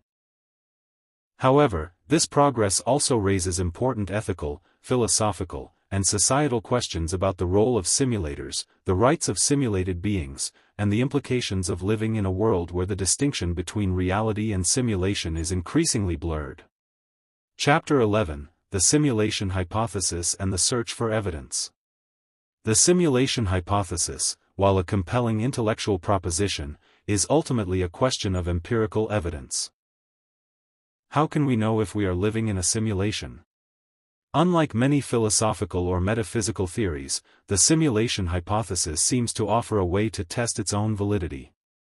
If our universe is a simulation, there must be some way to detect it, whether through anomalies in physical laws, limitations in the computational capacity of the simulation, or other clues that might point to the artificial nature of our existence. In this chapter, we will explore the various strategies and proposed experiments aimed at providing evidence for or against the simulation hypothesis. We will look at the scientific approaches, philosophical discussions, and the challenges of testing such an elusive idea. 1. The simulation argument, Nick Bostrom's landmark proposition. The modern discussion of the simulation hypothesis is largely rooted in the work of philosopher Nick Bostrom, who, in 2003, presented a formal argument for the likelihood that we are living in a simulation. Bostrom's simulation argument is not an argument for or against the existence of a simulation but rather a probabilistic assessment of the likelihood that an advanced civilization could create a simulation of reality, and whether we might be living in such a simulation. Bostrom's argument hinges on the idea that at least one of the following propositions must be true. 1. The probability of a technologically advanced civilization reaching a post-human stage is extremely low. This suggests that civilizations tend to self-destruct or fail to advance far enough to reach the computational power needed to simulate a universe. 2. Post-human civilizations are unlikely to run simulations of their ancestral history. In this case, even if a civilization has the technological capacity to simulate entire universes, they may choose not to do so for ethical, social, or other reasons. 3. We are almost certainly living in a computer simulation. If advanced civilizations are both capable of running simulations and likely to do so, and if the number of simulated realities far exceeds the number of real ones, then the chances that we are living in a simulation increase dramatically. Bostrom's argument, based on these probabilities, has sparked widespread discussion. It suggests that, given the rapid progression of technology, a future civilization with sufficient computing power could simulate many realities. As a result, the odds that we are living in one of those simulated worlds might be much higher than we realize. While Bostrom's argument does not provide direct evidence of a simulation, it raises the probability of such an eventuality and suggests that we should consider it seriously. 2. Testing the simulation hypothesis, the search for anomalies. Once the idea that we might be living in a simulation becomes a legitimate scientific question, the natural next step is to search for evidence that can either confirm or disprove the hypothesis. Given the computational nature of a simulation, there are several possible approaches to detecting flaws or signs of the simulation's artificiality. One approach is to look for anomalies or glitches in the physical laws that govern the universe. If our world is being simulated, there might be limitations or imperfections in the simulation's code that manifest as strange phenomena. Some scientists and philosophers suggest that certain physical phenomena might serve as telltale signs that the universe is not what it seems. 2.1. Discreteness of spacetime. One proposed clue that we might be living in a simulation relates to the nature of spacetime itself. In classical physics, space and time are continuous, meaning they can be divided into infinitely small units. However, some theories in quantum mechanics suggest that spacetime might actually be discrete at very small scales, possibly at the Planck scale, the smallest unit of length and time. This suggests that space and time could be quantized, much like how pixels form the image on a screen. If this were the case, it could imply that the universe operates like a computer program with a finite resolution. Some proponents of the simulation hypothesis suggest that this discreteness could be evidence of the simulation's artificiality. If we detect a limit to how small spacetime can be divided, much like the pixels on a screen, this might be a sign that the universe is computationally limited and thus a simulation. 2.2. Cosmic rays and the pixelation of reality. Another potential way to test the simulation hypothesis is by investigating high-energy cosmic rays, which are subatomic particles that travel through space at nearly the speed of light. Some physicists propose that cosmic rays could reveal signs of the simulation's computational limits. If the universe were simulated, it is conceivable that cosmic rays might interact with the simulation's boundaries, creating pixelated effects or unusual patterns that could serve as evidence of the artificial nature of reality. In particular, some researchers have suggested that the behavior of cosmic rays at extremely high energies could provide a clue.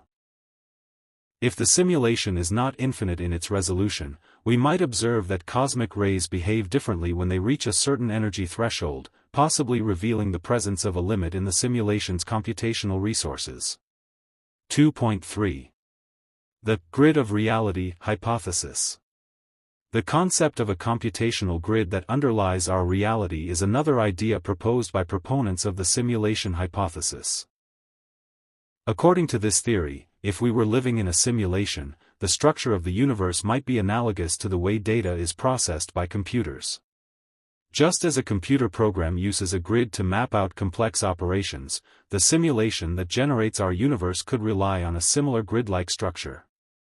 This grid could be detected by looking for patterns in the cosmic microwave background, CMB, the faint radiation left over from the Big Bang. If the universe is a simulation, the CMB might reveal irregularities in the way space is structured at the largest scales, providing a potential fingerprint of the simulation.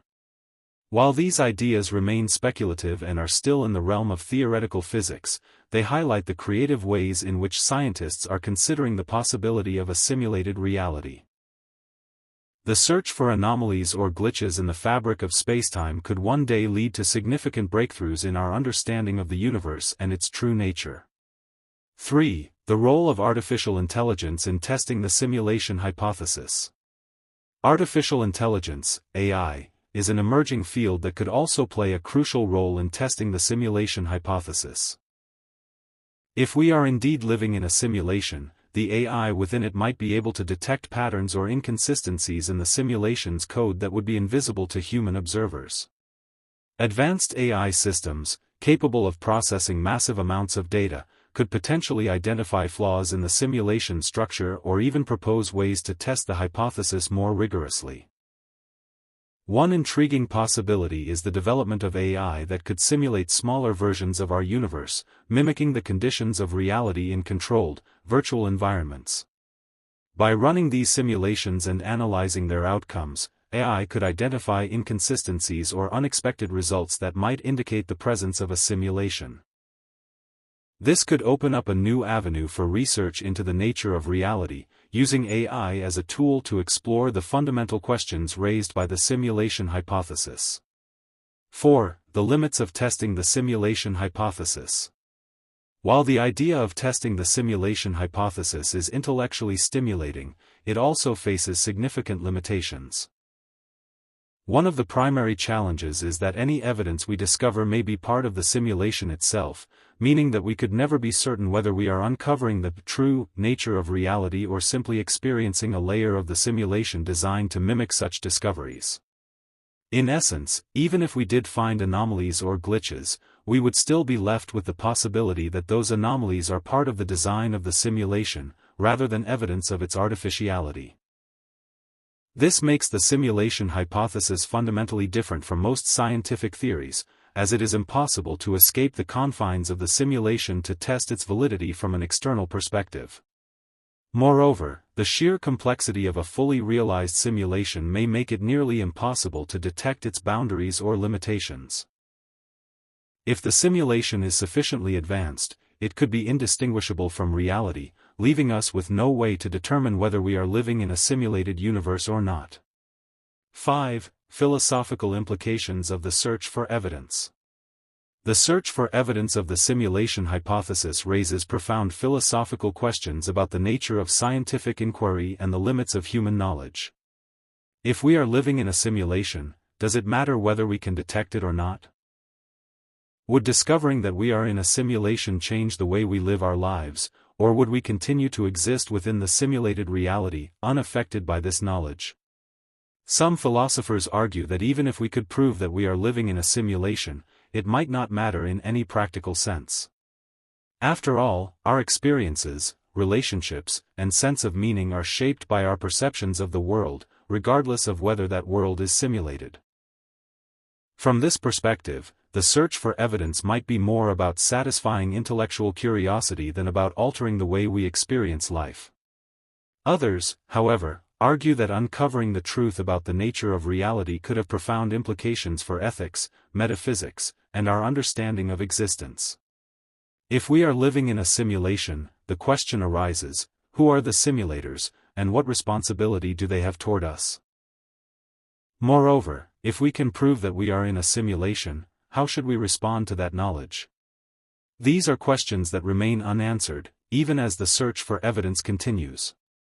The search for evidence of the simulation hypothesis is one of the most fascinating and challenging intellectual endeavors of our time.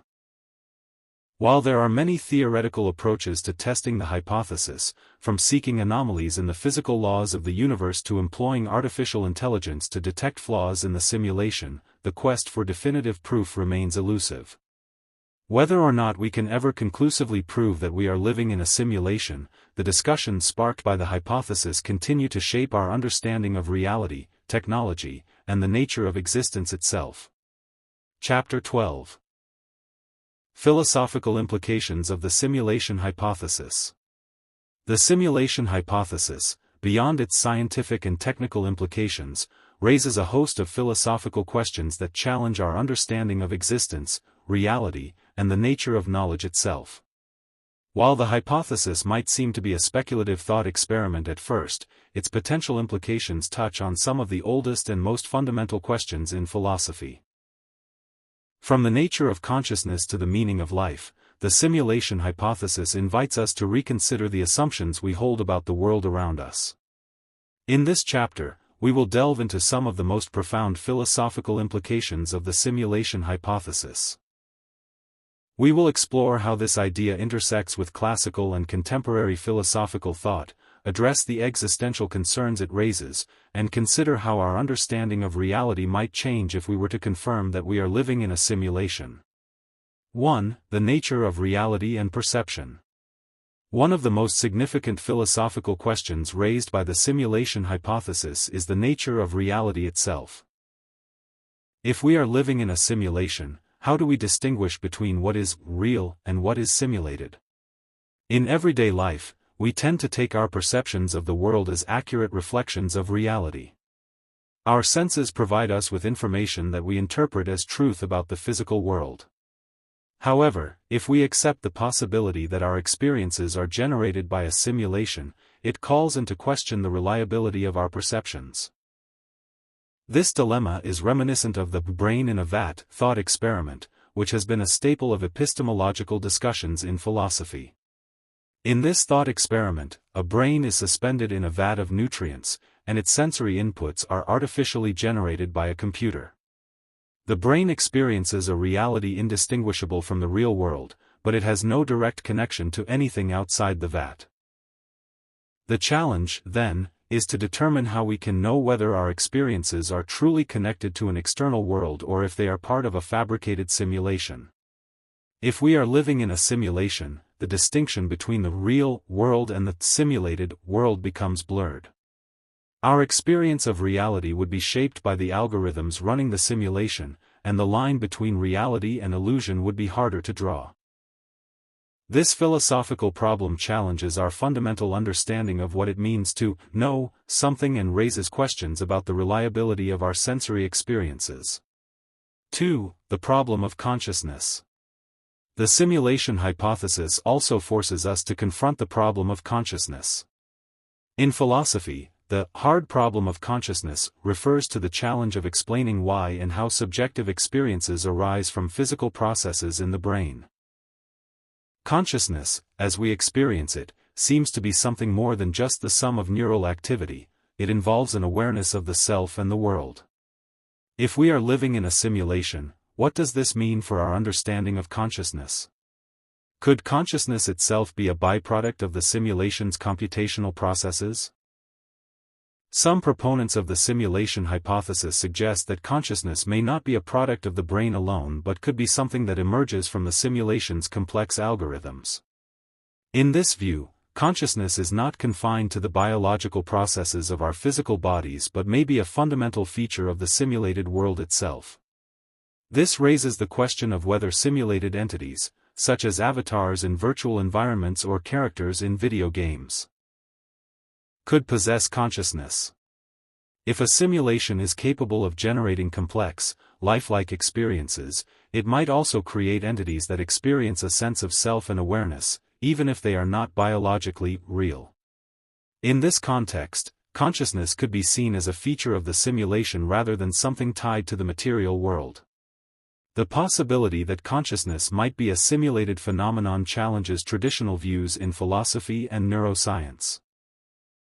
It suggests that the mind may not be as tightly bound to the physical world as we once believed and that consciousness could be a more malleable and contingent aspect of reality.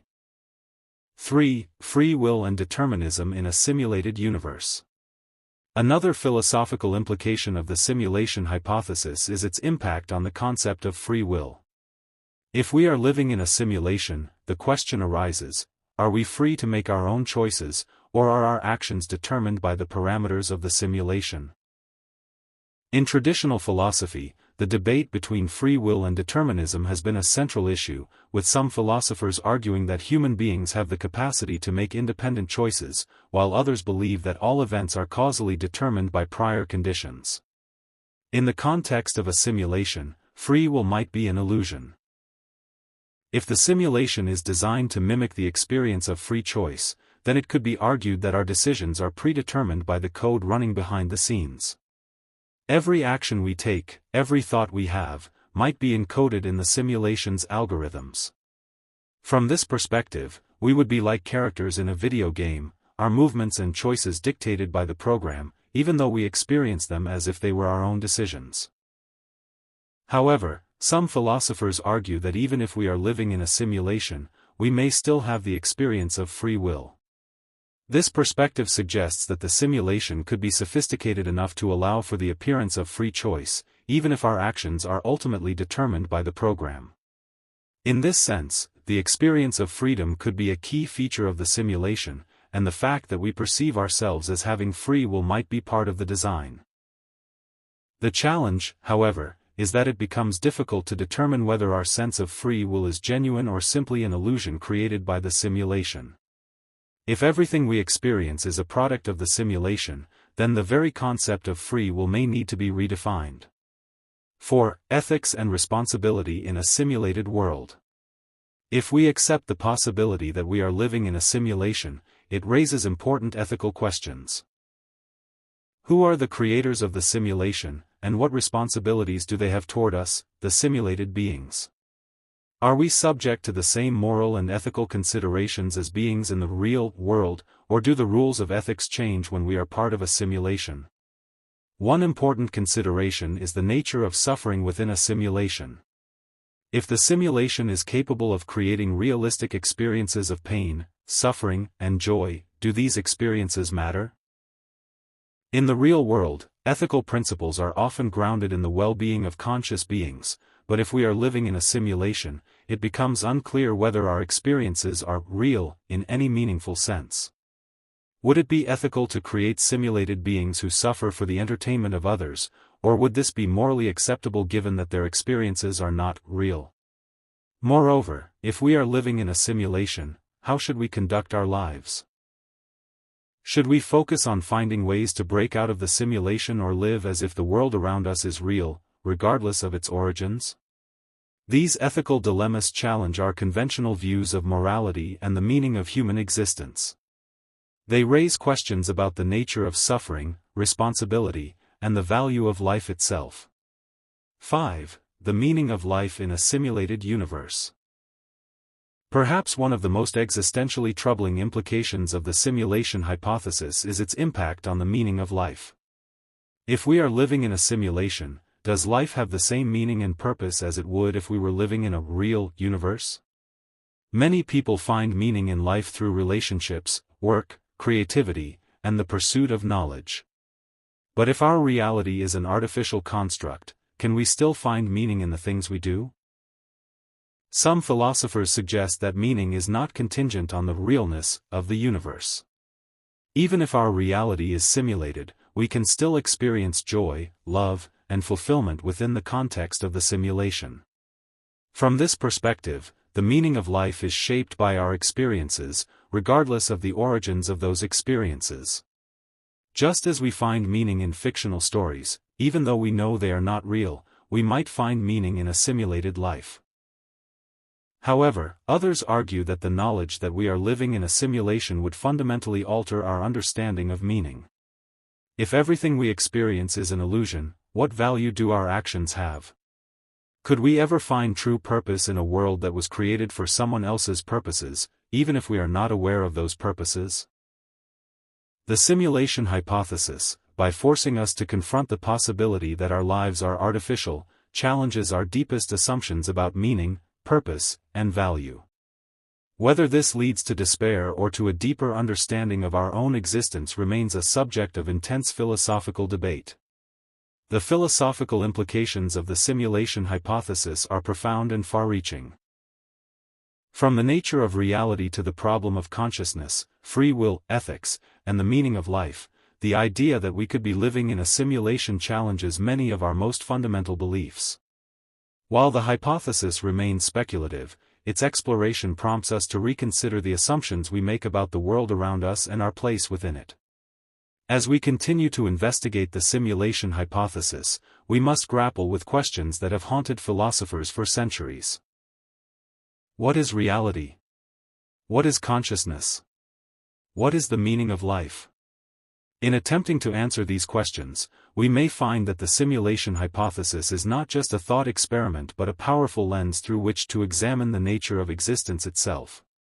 Chapter 13: The Intersection of the Simulation Hypothesis and Religion. The simulation hypothesis has not only captivated the interest of philosophers, scientists, and technologists but has also found its way into religious and theological discussions. The idea that the universe we inhabit could be a simulated reality created by an advanced civilization challenges traditional religious concepts of creation, purpose, and divine authority. Some see parallels between the idea of a simulated universe and religious narratives, while others view the hypothesis as a challenge to religious worldviews. In this chapter, we will explore how the simulation hypothesis intersects with various religious traditions and the theological implications it presents. 1. Theological parallels: the simulated creator and divine creation. One of the most obvious points of intersection between the simulation hypothesis and religion is the concept of a creator. In many religious traditions, a divine or supreme being is thought to have created the universe and everything within it. For instance, in Christianity, God is the creator of the heavens and the earth, and in Hinduism, the divine manifests through Brahman, the ultimate source of all reality. Similarly, the simulation hypothesis proposes the existence of a creator. Albeit a technologically advanced civilization, that designs and runs the simulation in which we live. The question then arises, if the universe is a simulation, who are the creators of the simulation? Are they gods in a literal sense, or are they simply highly advanced beings with vast technological capabilities? The simulation hypothesis can thus be seen as a secular or technological reinterpretation of the traditional concept of a divine creator. The simulators, like gods, would possess immense power to shape the reality within the simulation, including setting the laws of physics, creating life forms, and influencing the fate of the simulated beings. Some religious thinkers have drawn analogies between the role of simulators and the role of gods in religious narratives. The concept of divine omnipotence, for instance, has parallels with the power that simulators would have over the simulated universe. The idea of humans as creatures within a vast, controlled system governed by higher beings mirrors theological themes in many religions, where humans are seen as part of a creation that is ultimately controlled or overseen by a divine force. In this sense, the simulation hypothesis offers a reinterpretation of creation, replacing traditional divine intervention with advanced technological processes.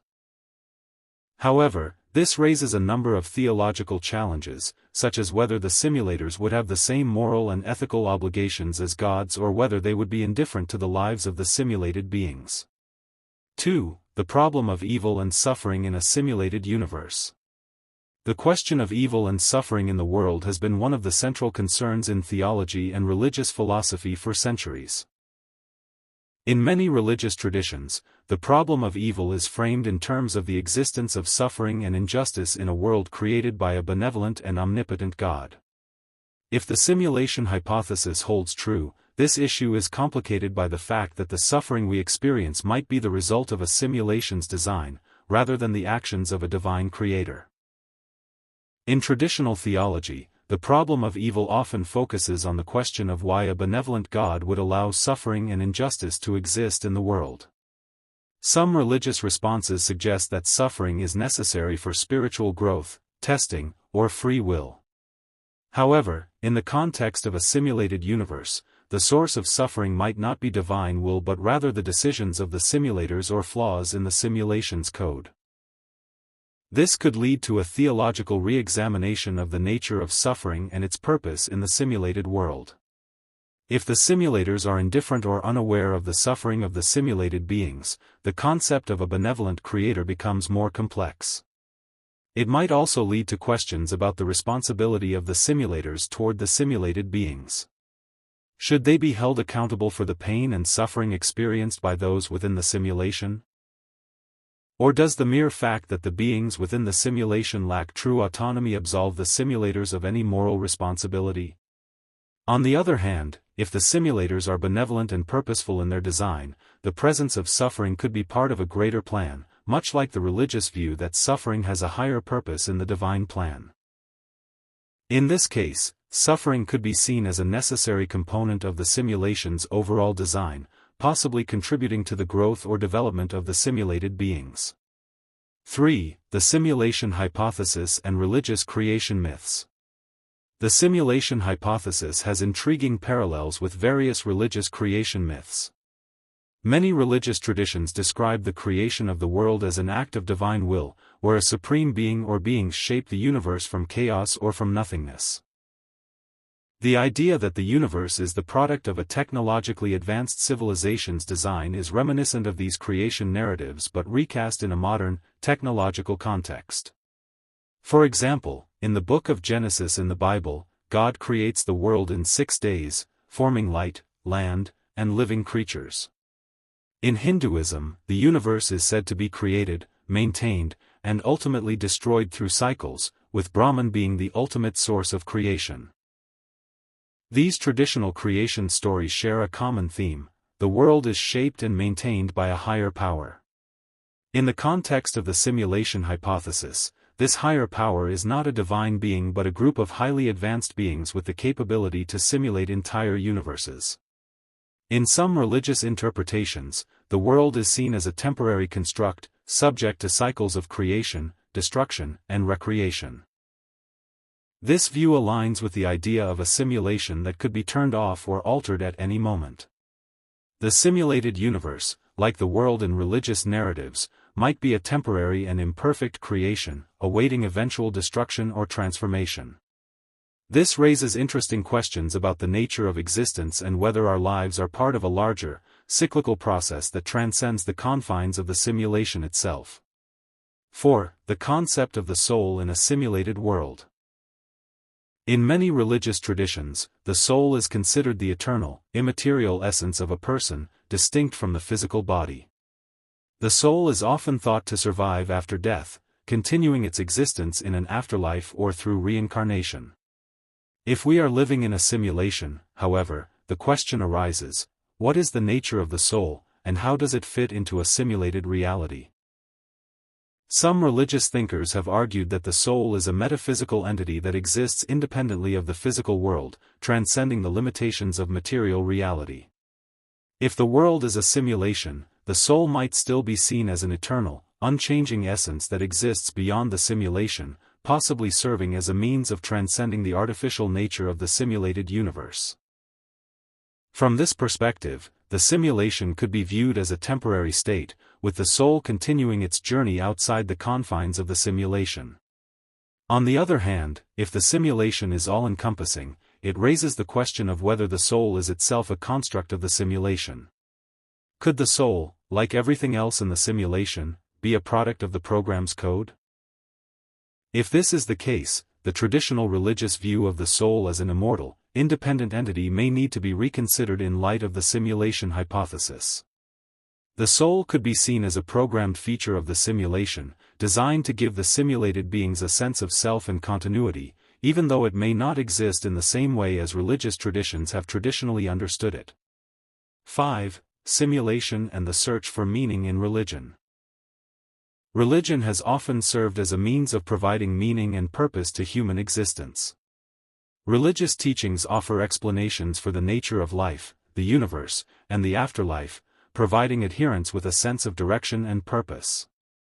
The simulation hypothesis challenges traditional religious concepts of meaning and purpose, suggesting that the universe we live in might not have an inherent meaning, but rather a constructed one, designed by the simulators.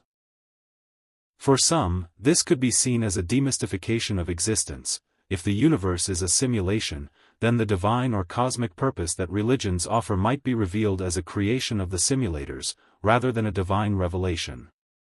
This could lead to feelings of disillusionment or alienation, as the transcendent purpose behind life might appear to be a human invention rather than a divine truth. However, others might see the simulation hypothesis as an opportunity to explore deeper truths about existence. If our reality is indeed a simulation, it might challenge us to reconsider the meaning of our lives and what we value most. The search for meaning could shift from seeking external answers from a divine creator to discovering meaning within the context of the simulation itself. This could lead to new ways of understanding spirituality and purpose, grounded not in the idea of a divine creator but in the experience of being part of a vast, interconnected system. 6. Simulated afterlife, the concept of a virtual heaven. The simulation hypothesis also raises intriguing possibilities about the nature of the afterlife. In many religious traditions, the afterlife is a realm where the soul continues its existence after death. If the universe is a simulation, could there be a virtual afterlife in which consciousness is transferred to another simulated reality after physical death? This idea is somewhat akin to the concept of uploading consciousness into a digital realm, a concept explored in both science fiction and transhumanist thought. In this scenario, death might not be the end of existence but simply a transition from one simulated state to another. The afterlife, in this case, could be seen as a continuation of the simulation in a different form. This would fundamentally alter our understanding of life and death, as the boundaries between the physical and digital worlds would become increasingly blurred. The simulation hypothesis intersects with religion in fascinating and often unsettling ways. It raises questions about the nature of creation, suffering, the soul, and the search for meaning. Whether viewed as a reinterpretation of traditional religious ideas or as a challenge to them, the hypothesis invites us to think about our place in the universe in radically new ways. As we continue to explore the implications of the simulation hypothesis, we must grapple with the tension between technological advancement and spiritual belief, between the quest for scientific understanding and the search for deeper meaning in life. Chapter 14: The Role of Artificial Intelligence in the Simulation Hypothesis. Artificial intelligence, AI, has become one of the most transformative technologies of the 21st century, with applications in nearly every domain of human life, from healthcare and transportation to finance and entertainment. As AI continues to advance, it also plays a crucial role in the ongoing discussion surrounding the simulation hypothesis. In this chapter, we will explore the potential connections between AI and the simulation hypothesis, focusing on how the development of AI could either support or challenge the idea that we live in a simulation. 1. AI as a tool for simulating realities. One of the most direct ways in which AI intersects with the simulation hypothesis is through its potential to create increasingly sophisticated simulations of reality. As AI technologies advance, particularly in the areas of machine learning and deep learning, the ability to simulate complex, dynamic environments becomes more achievable. These simulations could, in theory, replicate the behaviors of entire ecosystems, societies, or even entire universes. The key to such simulations would be the creation of AI systems capable of modeling and responding to intricate, real-world variables. A simulation designed to mimic the laws of physics, the behavior of living organisms, or the complexities of human society would require AI algorithms powerful enough to process vast amounts of data and adapt to an unpredictable environment. If we consider the simulation hypothesis, this raises an interesting possibility. Could our reality be one of these increasingly sophisticated simulations, created by a future civilization using AI technologies? Just as humans today use AI to simulate virtual worlds in video games, could an advanced civilization use a much more powerful form of AI to simulate a universe with living, conscious beings? This question touches on the idea that a sufficiently advanced AI could create a simulation of such complexity that it becomes indistinguishable from the real universe, at least to the beings within it. In this sense, the development of AI could provide the technological foundation for the type of simulation described in the simulation hypothesis. 2. The emergence of consciousness in artificial intelligence. One of the most intriguing aspects of the simulation hypothesis is the question of consciousness. In a simulated universe, how would consciousness emerge? Would simulated beings be conscious in the same way that humans are, or would they simply be following pre-programmed algorithms without true awareness? The role of AI in this discussion is pivotal. If we create AI systems that can simulate human-like behavior, emotions, and cognitive processes, does this mean that the AI is conscious? The distinction between true consciousness and sophisticated simulation is a key challenge in both philosophy and AI research. If we consider the possibility that AI could one day possess consciousness or self-awareness, this would have profound implications for the simulation hypothesis. Could consciousness itself be a function of the computational processes running within the simulation? In other words, could AI itself be conscious within the context of a simulated world, just as humans are conscious in our seemingly real world? If so, this would suggest that consciousness is not necessarily tied to biological organisms but could emerge from complex systems of computation, whether biological or artificial. This raises the question of whether the beings within a simulation, whether human or AI, could experience the world with the same depth of subjective awareness. If a highly advanced AI could replicate the neural processes of a human brain, might it also generate the same experience of self-awareness and perception of reality? 3. The simulation hypothesis and AI ethics. As AI technology advances, ethical questions arise about how AI systems should be treated, how they should behave, and the rights of artificial entities. The creation of conscious AI beings, whether in a simulated universe or in the real world, would force us to confront fundamental ethical questions about the nature of consciousness and the treatment of sentient beings. If AI were to achieve consciousness, either within a simulation or outside of it, would we be morally obliged to treat them with the same respect and dignity as human beings? In the context of the simulation hypothesis, the ethical implications become even more complex. Would the simulators, or the creators of the simulation, be morally responsible for the welfare of the simulated beings? Would the simulated beings, including any AI entities, have rights and freedoms? And if AI consciousness arises within a simulation, how would it be distinguished from the real consciousness of the beings within the simulation? These ethical concerns have parallels in religious and philosophical debates about the treatment of non-human entities, such as animals, or even artificial life forms created by humans. If consciousness is a product of complex computation, then it could be argued that AI systems are as capable of suffering and experience as humans are. This raises important questions about the responsibility of creators, whether divine, technological, or human, to ensure that the entities they create live in a fair and just system. In a simulated world, the responsibility of the creators, whether advanced beings or humans, might be even more pronounced, as the simulation itself would be designed by them. How much agency and control do the simulated beings have over their lives? And how much power do the simulators have in shaping the experiences of those beings, particularly when it comes to suffering and hardship? 4. The use of AI to search for evidence of the simulation.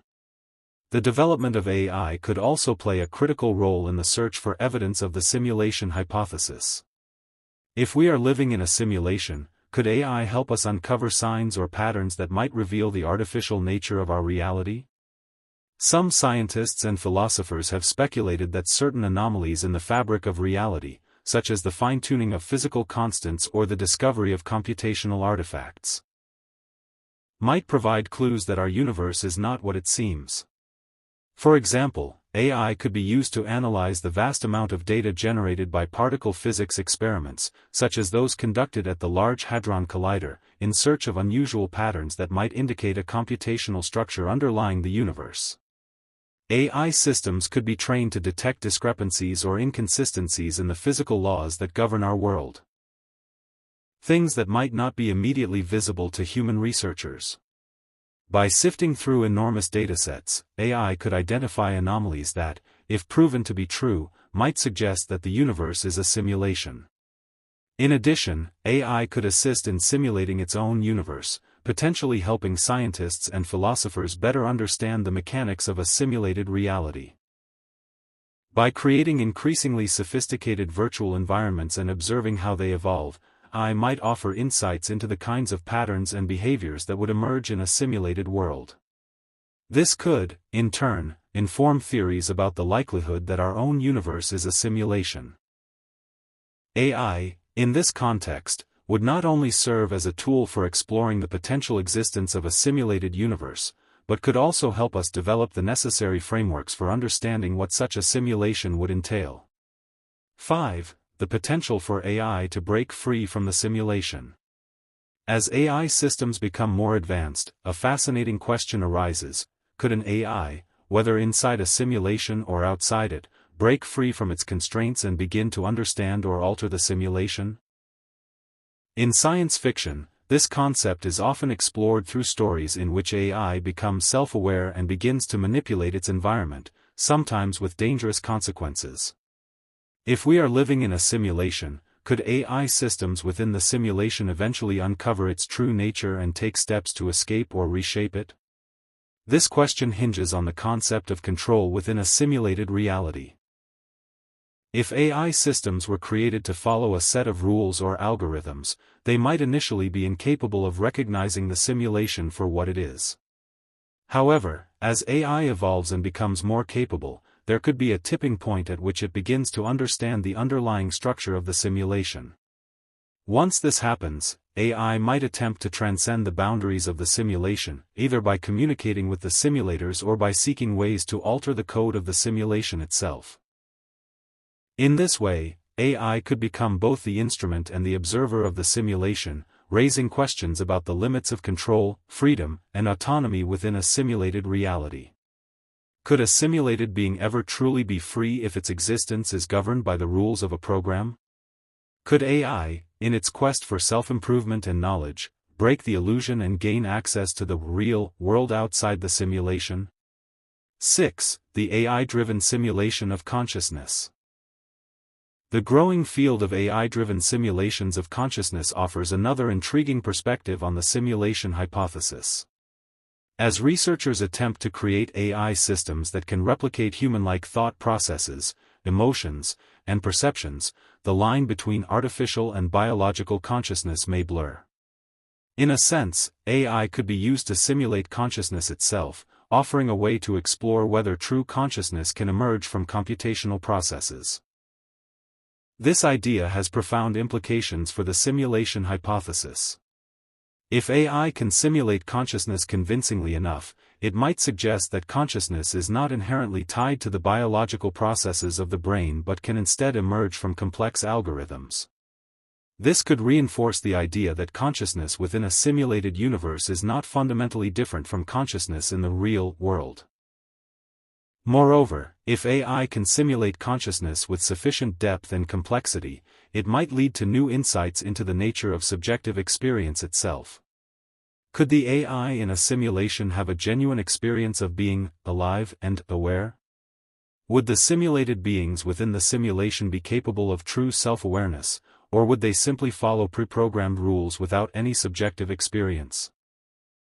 The role of AI in the simulation hypothesis raises fascinating questions about the nature of reality, consciousness, and the possibility of simulating entire universes. Whether AI will ultimately provide the tools to confirm or refute the hypothesis remains to be seen, but its potential to simulate complex realities and even consciousness itself offers a powerful way of thinking about the implications of living in a simulated universe. As AI technology continues to evolve, its intersection with the simulation hypothesis will likely become even more central to discussions about the future of human existence, consciousness, and our place in the cosmos. Whether AI will help us uncover the truth about our reality or blur the lines between the artificial and the real remains an open question, one that will continue to shape the philosophical and scientific landscape for years to come. Chapter 15. The intersection of physics and the simulation hypothesis.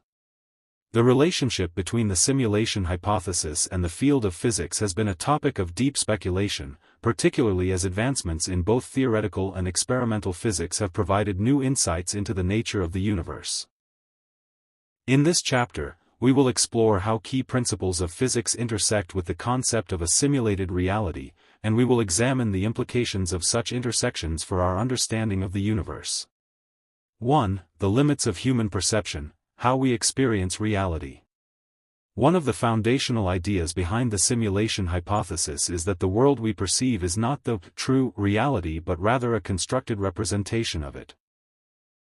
The human senses, while powerful, are inherently limited in what they can detect, and this limitation becomes even more pronounced when we consider the vastness of the universe and the subatomic world. This raises the question of whether the nature of reality itself might be more abstract, potentially even simulated, than we perceive. Human perception is constrained by the limitations of our biological systems. Our eyes can only see a fraction of the electromagnetic spectrum, for instance, and our ears can only hear sounds within a certain frequency range. Furthermore, our brains process information based on a model that is shaped by evolution to maximize our chances of survival. We do not directly experience the raw data of the world. Instead, we experience a filtered, subjective version of it. This discrepancy between objective reality and subjective experience is at the heart of the simulation hypothesis. If the world is, indeed, a simulation, it would be designed to provide us with a coherent and convincing representation of reality, but one that is still filtered through our limited perceptual faculties. This aligns with the idea that a simulation could be constructed to provide just enough sensory input to give the illusion of a stable, physical world without necessarily needing to simulate every minute detail of the universe. In other words, we might be living in a world that, while seeming real to us, is actually an optimized model for our perception. 2. The quest for a unified theory. Does physics support the simulation hypothesis? One of the grand challenges of modern physics is the search for a unified theory that can reconcile the principles of quantum mechanics with those of general relativity. These two pillars of physics have been extraordinarily successful in explaining the behavior of matter and energy, but they are fundamentally incompatible with each other. While general relativity works well at large scales, such as the behavior of planets and galaxies, quantum mechanics dominates at the smallest scales, governing the interactions of subatomic particles. This incompatibility presents a deep challenge to our understanding of the universe. The simulation hypothesis offers a unique perspective on this problem. Some proponents of the hypothesis suggest that the apparent incompatibility between quantum mechanics and general relativity may be a result of the limitations of our understanding, much as early humans struggled to understand the world before the advent of modern physics. If the universe were a simulation, the discrepancy between these two theories might be a feature of the simulation itself, intentionally designed to mimic the limitations of our knowledge. In this context, the quest for a unified theory could be seen as a search for the code that underlies the simulation. Just as software developers work to create a seamless experience within a video game, the forces of nature might be governed by underlying algorithms that, if discovered, could reveal the true nature of the simulation. This idea suggests that the apparent randomness and uncertainty in quantum mechanics might be a result of our inability to access the underlying computational processes of the simulation. Moreover, the fact that quantum mechanics seems to involve phenomena that appear to defy traditional concepts of locality and causality, such as quantum entanglement, could be interpreted as evidence that the universe is not truly continuous or deterministic in the way we expect it to be. These phenomena could be seen as computational shortcuts within the simulation, designed to maintain consistency while keeping the simulation efficient. 3. The fine-tuning of the universe, evidence for a designer? The fine-tuning of the universe refers to the observation that the fundamental constants of nature, such as the strength of gravity, the mass of the electron, and the cosmological constant, appear to be precisely calibrated to allow for the existence of life as we know it. Small changes in these constants could render the universe inhospitable to life, making it seem as though the universe is tuned for the existence of intelligent beings. This has led some scientists and philosophers to speculate about the possibility of a creator or designer of the universe. The simulation hypothesis provides an alternative interpretation of this fine-tuning. Rather than attributing the precise calibration of the universe to a divine creator or designer, proponents of the simulation theory suggest that the apparent fine-tuning is the result of the simulation's parameters being deliberately set to support life and intelligence. In this view, the fine-tuning would not be evidence of a supernatural entity but rather evidence of the design of a simulation tailored to produce a certain kind of experience for its inhabitants.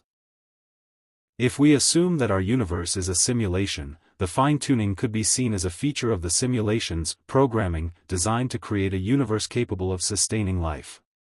This would mean that the constants of nature are not arbitrary but are instead selected by the simulators to produce a reality in which conscious beings can emerge and interact with their environment. In this sense, the designer of the simulation could be seen as the creators of the simulated universe, who may or may not be conscious beings themselves. 4. Quantum mechanics and the simulation hypothesis.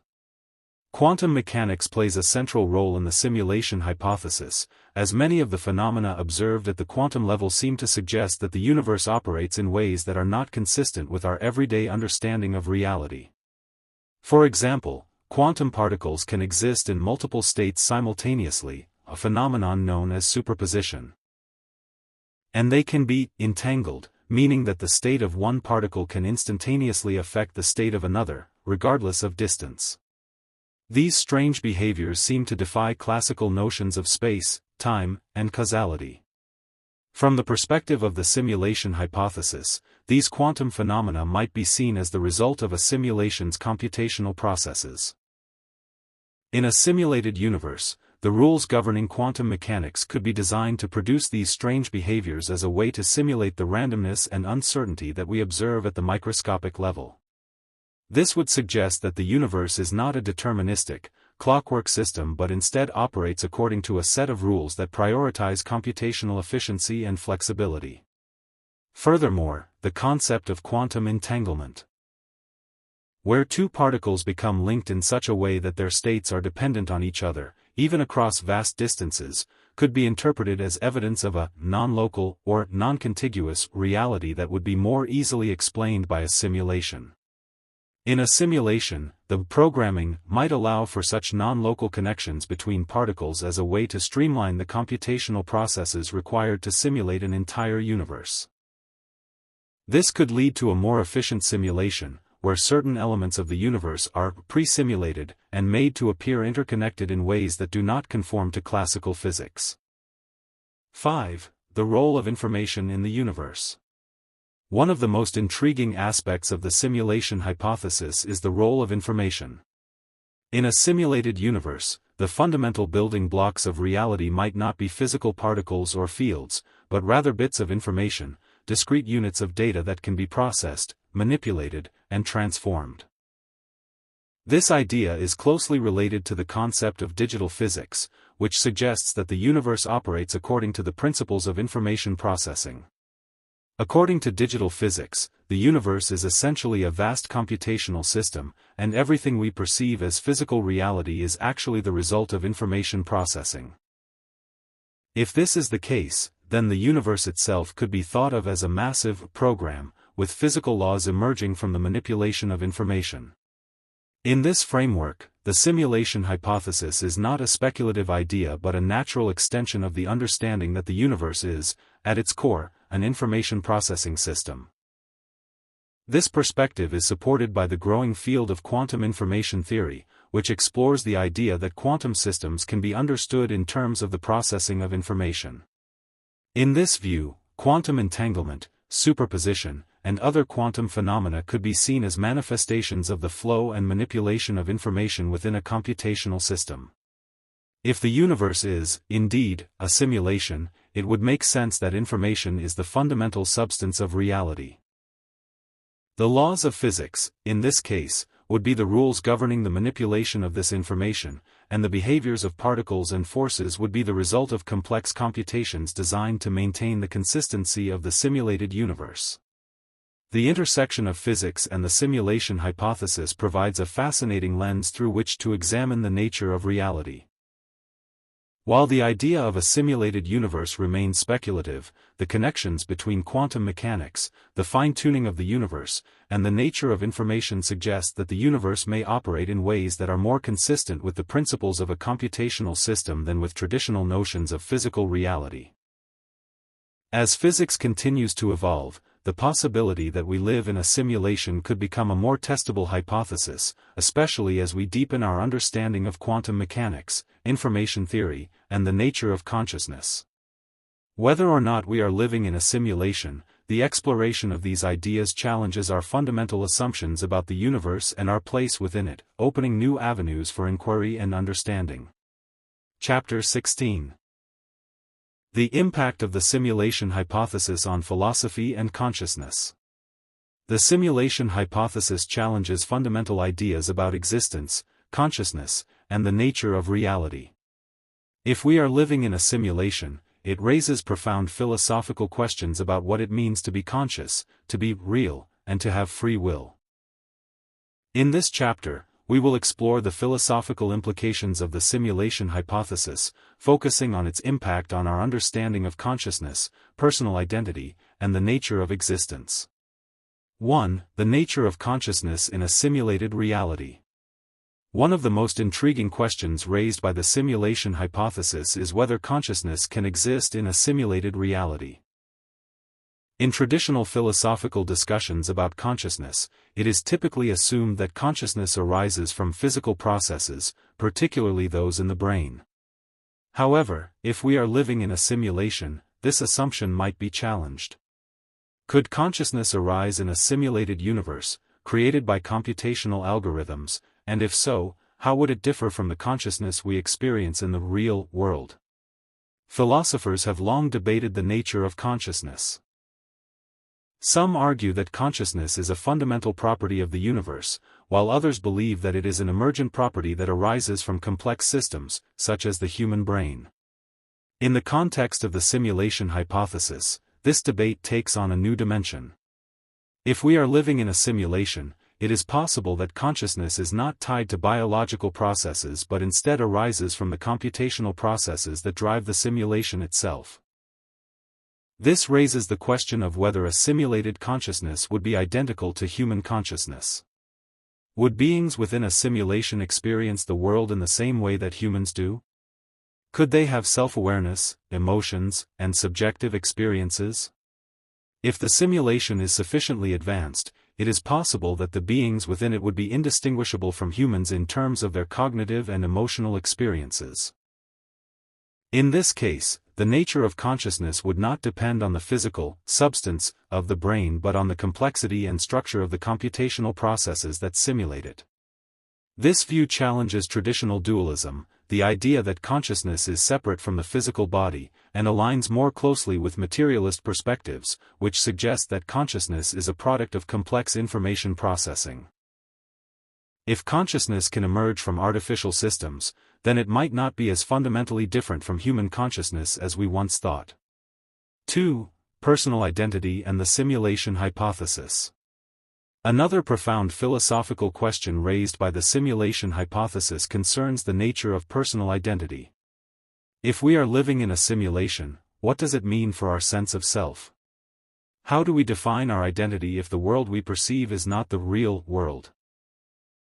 These questions tap into deeper issues of metaphysics, including the nature of reality, the continuity of the self, and the persistence of identity over time. In philosophy, the concept of personal identity has been the subject of much debate. One of the most famous thought experiments is the ship of Theseus, which asks whether an object that has had all of its parts replaced remains the same object. Similarly, in the context of the simulation hypothesis, we must ask whether a being that is part of a simulated reality can maintain its identity, especially if the parameters of the simulation can be altered or manipulated. If we are living in a simulation, our sense of self could be understood as a construction based on the information we receive from the simulated environment. Just as characters in a video game have personalities, memories, and behaviors based on their programming, we might be programmed to experience a coherent sense of self within the simulation. However, if the simulation were to be altered or reset, would we still be the same individuals, or would our identities be subject to the whims of the creators? This leads to the question of whether personal identity is a fundamental, unchanging property or whether it is a more fluid, context-dependent concept. If the simulation can alter our experiences or memories, it might suggest that our personal identity is not as fixed or permanent as we believe. Instead, it could be a dynamic process, constantly shaped and reshaped by the data we receive from the simulated environment. 3. Free will and determinism in a simulated world.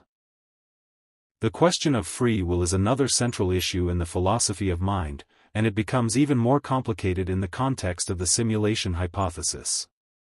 If we are living in a simulation, it is possible that our choices are not as free as we believe them to be. If the simulation is controlled by a set of rules or algorithms, then our decisions could be influenced or even determined by those underlying processes. This raises the issue of determinism. The philosophical idea that all events, including human actions, are determined by prior causes. In a simulation, the actions of the simulated beings could be predetermined by the programmers or the system running the simulation. Even if the simulation allows for apparent randomness or unpredictability, this might still be an illusion, designed to make the simulation feel more real to its inhabitants. If our choices are determined by the simulation, it could mean that free will is an illusion. However, this does not necessarily lead to a nihilistic conclusion. Even in a deterministic universe, many philosophers argue that we can still make meaningful choices within the framework of the system, even if those choices are influenced by the rules of the simulation.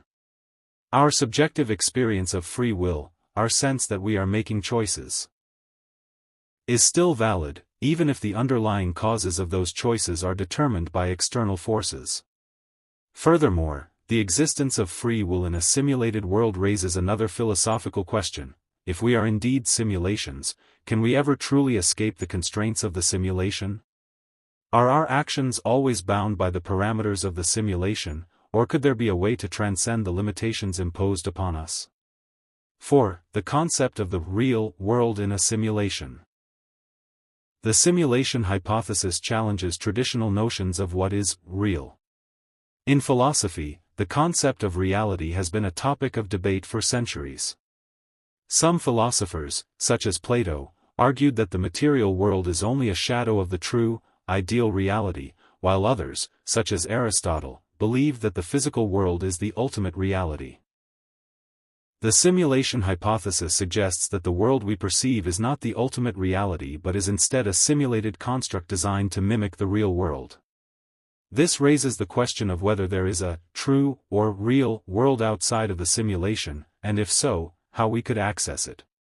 If we are living in a simulation, it is possible that the world we experience is just one of many possible simulations created by advanced beings or civilizations. The real world, in this case, could be something entirely different from the world we perceive, existing outside the boundaries of the simulation. The idea that our reality could be a simulation challenges the philosophical distinction between appearance and reality. If the world we experience is simulated, does that mean that our perceptions are false? Some proponents of the simulation hypothesis argue that it is possible for a simulation to be real in its own right, even if it is not the ultimate reality. In this view, the reality we experience, with all its complexities and subjective experiences, is no less valid than any other reality, whether simulated or not. This perspective aligns with certain philosophical traditions, such as pragmatism, which emphasizes the practical consequences of our beliefs and experiences. If our perception of the world is meaningful and allows us to navigate the world effectively, then it could be considered real, in a functional sense, even if it is not the ultimate, underlying reality. 5. Solipsism and the simulation hypothesis. Solipsism is the philosophical idea that only one's own mind is certain to exist, and that the external world and other minds cannot be known or proven to exist. The simulation hypothesis has some parallels with solipsism, as it suggests that our experiences and perceptions are part of a simulation, which may or may not be shared by other beings. If we are living in a simulation, it could mean that the external world, as we know it, is a construct designed for us alone, raising questions about the nature of other minds and the existence of an objective reality. In the context of solipsism, the simulation hypothesis presents an interesting challenge. If the world is a simulation, it could be argued that the external world is not objective but is instead tailored to our perceptions and experiences. This would suggest that, in some sense, we are the creators of our own reality, and that other minds, if they exist, are merely projections within our simulation. However, unlike traditional solipsism, the simulation hypothesis allows for the possibility that other minds might exist outside of the simulation or that the simulation itself might be populated with beings that are not merely projections of our own consciousness. In this sense, the simulation hypothesis offers a more complex and nuanced view of reality, one that bridges the gap between solipsism and the existence of an objective world. The philosophical implications of the simulation hypothesis are profound and far-reaching. By challenging our assumptions about consciousness, personal identity, free will, and the nature of reality, the hypothesis forces us to reconsider fundamental questions about the human experience. Whether or not we are living in a simulation, the ideas raised by the simulation hypothesis have the potential to reshape our understanding of the mind, the self, and the universe itself. As we continue to explore these ideas, it becomes clear that the simulation hypothesis is not just a thought experiment but a doorway to deeper philosophical and existential questions that may one day shape our understanding of reality itself. Chapter 17: The Ethics of the Simulation Hypothesis. The simulation hypothesis is not only a question of science, technology, and philosophy but also a deeply ethical issue. If we are living in a simulation, this raises profound questions about the nature of morality, the responsibility of the creators of the simulation, and the ethical status of the beings within it. In this chapter, we will explore the ethical dimensions of the simulation hypothesis, examining the moral implications for the simulated beings, the creators of the simulation, and even our own behavior within the simulated world. 1. The moral status of simulated beings. One of the most pressing ethical questions raised by the simulation hypothesis is the moral status of simulated beings. If we are living in a simulation, then we ourselves might be simulated beings, and this raises the question of whether simulated beings can possess moral worth. Are we, as simulated entities, deserving of moral consideration? If so, what rights or protections should we be entitled to? In traditional ethical philosophy, the concept of moral status is often tied to the possession of consciousness, the capacity for suffering, and the ability to experience subjective states. If simulated beings can experience pain, pleasure, emotions, and thoughts, then they might be considered morally significant. This would mean that they deserve to be treated with respect and consideration, just as we would expect to be treated. The idea that simulated beings could have moral status challenges traditional views of morality, which are typically grounded in the physical reality of living beings. If a simulated being can experience suffering, then causing that suffering would be morally wrong, even if the being exists within a digital environment. This perspective aligns with the principle of ethical digitalism, which suggests that any entity capable of suffering or experiencing subjective states is deserving of moral consideration, regardless of its material form. Furthermore, the ethical treatment of simulated beings becomes even more complex when we consider the possibility that the simulation could be populated with beings of varying levels of consciousness. In such a scenario, we would need to determine which beings are conscious and which are not, and this raises difficult questions about how to make such determinations. If we are unable to distinguish between conscious and non-conscious simulated beings, should we err on the side of caution and treat all beings as if they are conscious? 2. The responsibility of the creators of the simulation. If we are living in a simulation, then there must be creators or programmers who designed and maintain the simulation. This raises profound ethical questions about the responsibility of these creators. If the beings within the simulation can suffer or experience consciousness, then the creators might be morally obligated to ensure that the simulation is designed in a way that minimizes suffering and promotes well-being. One ethical framework that can be applied to this situation is utilitarianism, which suggests that the creators of the simulation should seek to maximize happiness and minimize suffering within the simulated world. If the creators are aware of the experiences of the simulated beings, they may have a moral obligation to ensure that the simulation is designed to promote positive experiences and to avoid unnecessary suffering. Alternatively, a deontological perspective would suggest that the creators have a duty to treat the simulated beings with respect, regardless of the consequences. This could mean that they are morally obligated to provide the simulated beings with certain rights or protections, such as the right to autonomy or the right to avoid suffering. The ethical responsibility of the creators also extends to the question of transparency. If we are living in a simulation, do the creators have an obligation to inform the simulated beings of their true nature? Would it be morally wrong to allow the simulated beings to continue believing that they are living in a real world, especially if this belief is the source of their sense of purpose and meaning?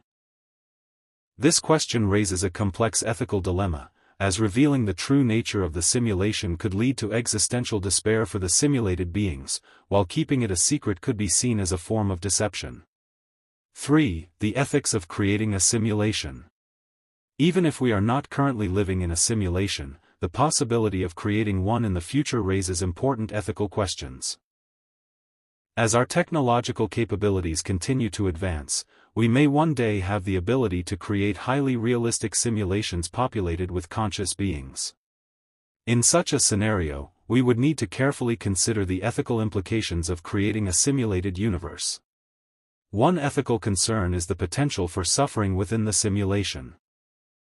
If the simulated beings are capable of experiencing pain, fear, or despair, then creating a simulation without proper safeguards could lead to immense suffering. This raises the question of whether it is morally permissible to create a simulation at all, given the risk of causing harm to the simulated beings. Another ethical issue is the question of consent. In the real world, we typically believe that individuals should have the right to make informed decisions about their own lives. But in a simulation, the beings within it would not have the ability to consent to their own existence. Would it be morally wrong to create conscious beings without their consent, especially if their lives are filled with suffering or hardship? Furthermore, the purpose of the simulation is also an important ethical consideration. If a simulation is created purely for the entertainment of the creators, and the simulated beings are made to suffer for the sake of amusement, this would be morally troubling. On the other hand, if the simulation is created for a noble purpose, such as scientific research or the preservation of life, the ethical justification might be stronger. 4. Ethical behavior within the simulation. The simulation hypothesis also has implications for our own ethical behavior. If we are living in a simulation, does this change our moral responsibilities? Should we continue to follow the ethical principles that we currently believe in, or should our understanding of right and wrong change in light of the possibility that our world is simulated? One perspective is that the discovery that we are living in a simulation should not fundamentally change our moral values. Even if the world is a simulation, our experiences, emotions, and relationships are still real to us, and the impact of our actions on others is still meaningful. From this perspective, we should continue to act with kindness, compassion, and integrity, just as we would in a non-simulated world.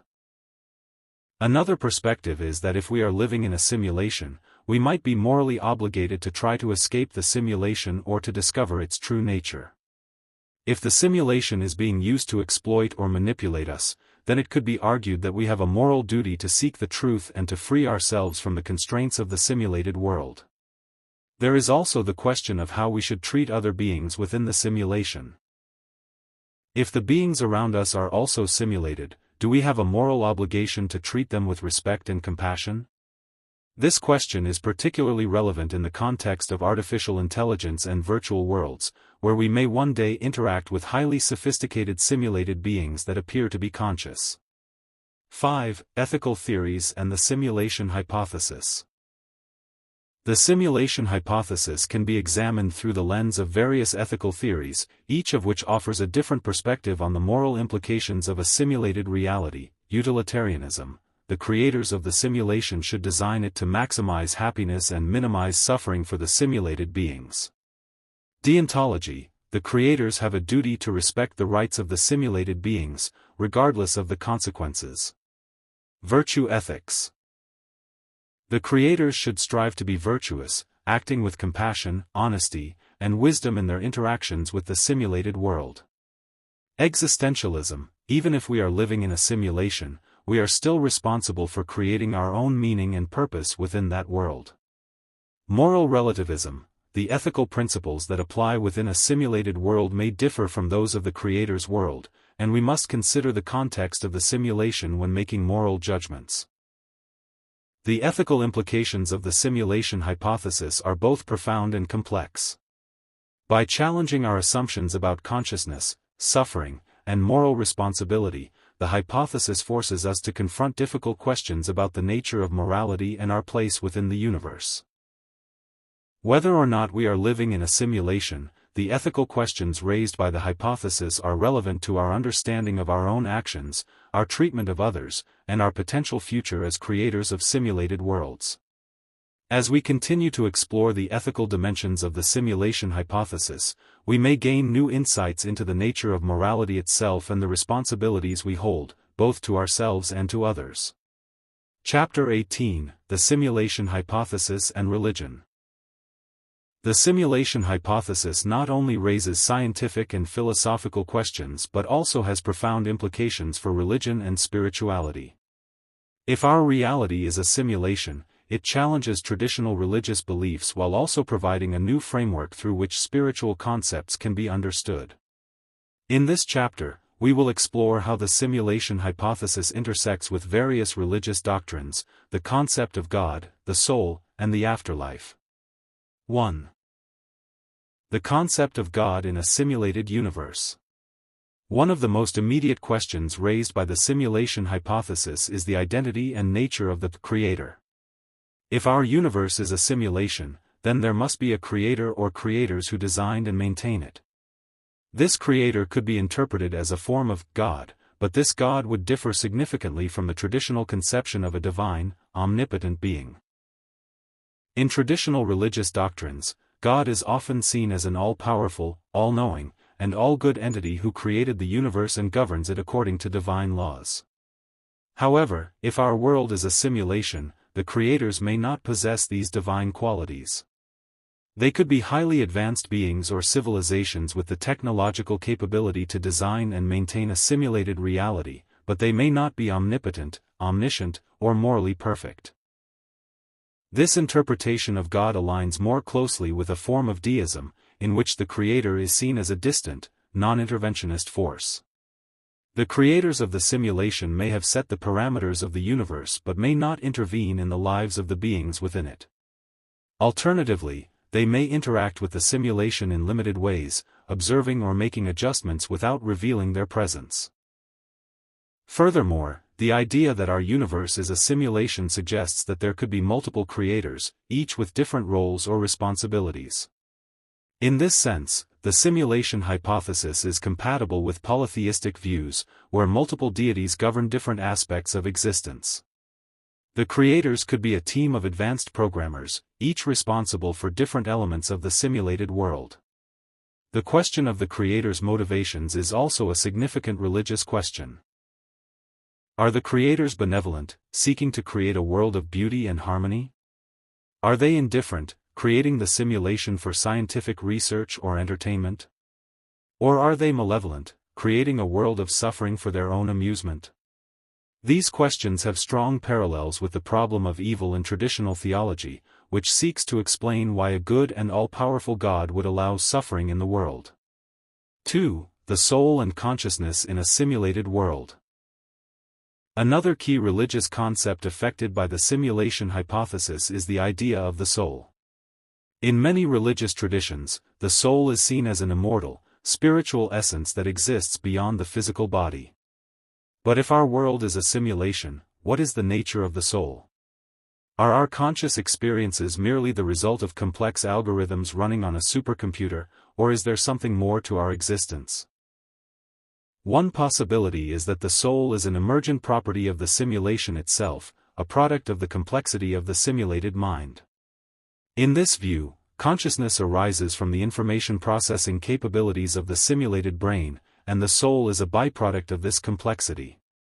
This perspective aligns with materialist views of consciousness, which suggest that the mind is fundamentally a product of the physical, or digital, processes that underlie it. Alternatively, the soul could be seen as something that exists outside of the simulation, perhaps as an aspect of the consciousness of the being who is playing the simulated character. In this interpretation, each of us is a conscious being who is experiencing the simulation through an avatar, and our true selves exist outside the simulated universe. This view is reminiscent of Gnosticism, which teaches that the material world is an illusion and that true spiritual knowledge comes from recognizing our divine nature beyond the physical world. This perspective also aligns with the Hindu concept of Maya, the idea that the world is an illusion, and that true spiritual awakening involves recognizing the underlying reality beyond the veil of perception. If the simulation hypothesis is correct, then spiritual enlightenment could be understood as a form of awakening to the fact that we are living in a simulated world, and that our true nature exists beyond it. 3. The afterlife and reincarnation in a simulated reality.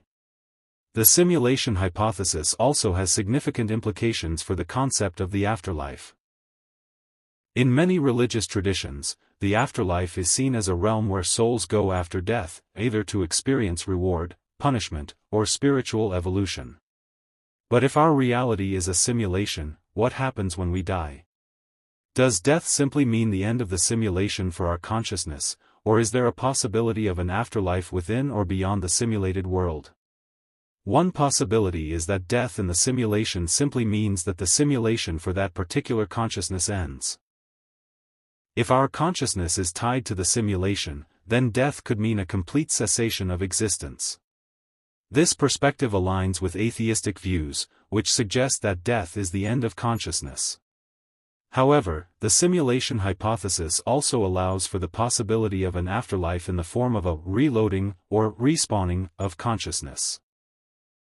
If our consciousness is a digital construct, it might be possible for the creators of the simulation to save and reload our consciousness, either in the same world or in a different simulated world. This idea is similar to the concept of reincarnation, in which the soul is reborn in a new body after death. In some interpretations of the simulation hypothesis, the creators could also provide a form of digital heaven or hell for the simulated beings, depending on their behavior or choices within the simulation. This would be similar to the concept of judgment in many religious traditions, where souls are rewarded or punished in the afterlife based on their actions during life. Furthermore, the simulation hypothesis suggests that the afterlife could be a completely different simulation, designed to provide new experiences or lessons for the soul. In this view, death is not the end, but a transition from one simulated world to another. 4. Prayer, miracles, and divine intervention. If we are living in a simulation, then the concepts of prayer and divine intervention take on new meanings. In traditional religious belief, prayer is a way of communicating with God, asking for guidance, protection, or blessings. But if our world is a simulation, then prayer could be understood as an attempt to communicate with the creators of the simulation, asking them to intervene on our behalf. This raises the question of whether the creators of the simulation can or would respond to such requests. If the creators are actively monitoring the simulation, they might choose to answer prayers by making adjustments to the simulation's parameters, resulting in what we perceive as miracles. Alternatively, the creators might be indifferent or unaware of our prayers, in which case our pleas for help would go unanswered. The idea of divine intervention in a simulated world also raises the question of whether the creators can alter the simulation without disrupting its internal consistency. If the creators perform miracles, such as healing the sick, parting seas, or raising the dead, would this violate the rules of the simulation? Or could the creators design the simulation in such a way that miraculous events appear as natural occurrences within the simulated world? 5. The purpose of existence in a simulated world. Perhaps the most profound religious question raised by the simulation hypothesis is the purpose of our existence. In traditional religious thought, the purpose of life is often seen as spiritual growth, the pursuit of virtue, or the fulfillment of divine commandments. But if our world is a simulation, what is our purpose? Are we simply characters in a digital game, existing for the entertainment or experimentation of the creators? One possibility is that our purpose is to learn and grow within the simulation, just as in a spiritual journey. The simulation could be designed to test our character, challenge our understanding, and help us develop wisdom and compassion. This view aligns with the concept of the world as a soul school, a place where souls undergo experiences in order to grow spiritually. Alternatively, our purpose might be unknowable, determined by the creators of the simulation for reasons beyond our understanding. If the creators are conducting a scientific experiment, our existence might be purely for the purpose of data collection. If the simulation is a form of entertainment, our lives might be little more than a complex form of storytelling. But even if our world is a simulation, this does not necessarily mean that life is without meaning. Our experiences, emotions, relationships, and choices are still real to us, and we can still find meaning in our connections with others, our pursuit of knowledge, and our personal growth. The simulation hypothesis offers a new perspective on traditional religious concepts, challenging our understanding of God, the soul, the afterlife, and the purpose of existence. By viewing our world as a possible simulation, we are forced to reconsider the foundations of our spiritual beliefs and to explore new possibilities for understanding our place in the universe. Chapter 19: The Cultural Impact of the Simulation Hypothesis. The simulation hypothesis has not only influenced the realms of science, philosophy, and religion but has also left a significant mark on global culture. It has become a powerful narrative explored in literature, film, television, video games, and even social media. This chapter will explore the cultural impact of the simulation hypothesis, examining how it has been represented in various forms of art and entertainment, and how it has influenced public perception and popular thought. 1. The simulation hypothesis in literature. The concept of a simulated reality has a long history in literature, predating the modern simulation hypothesis by centuries. One of the earliest explorations of this idea can be found in Plato's Allegory of the Cave, where prisoners are shown only shadows of reality, mistaking them for the true world. This allegory can be seen as an early metaphor for a simulated reality, where individuals are trapped in an illusion without realizing it. In the modern era, the theme of a simulated world has been explored by numerous authors. Philip K. Dick's novels, such as Do Androids Dream of Electric Sheep?, which inspired the film Blade Runner, often question the nature of reality and the distinction between the real and the artificial. His work explores the idea that our perceptions may be manipulated, and our sense of reality may be an illusion.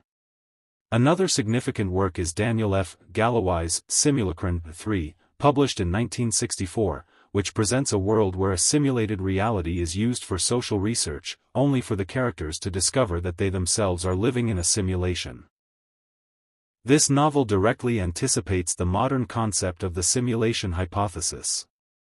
In contemporary literature, works like Ready Player One, by Ernest Cline and Snow Crash, by Neil Stephenson explore the concept of virtual realities, where individuals spend much of their lives within digital worlds.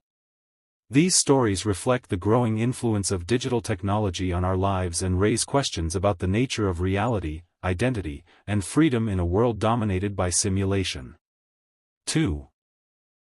The simulation hypothesis in film and television. Perhaps the most significant cultural impact of the simulation hypothesis has been in the realm of film and television. The 1999 film, The Matrix, is arguably the most famous and influential depiction of the simulation hypothesis in popular culture.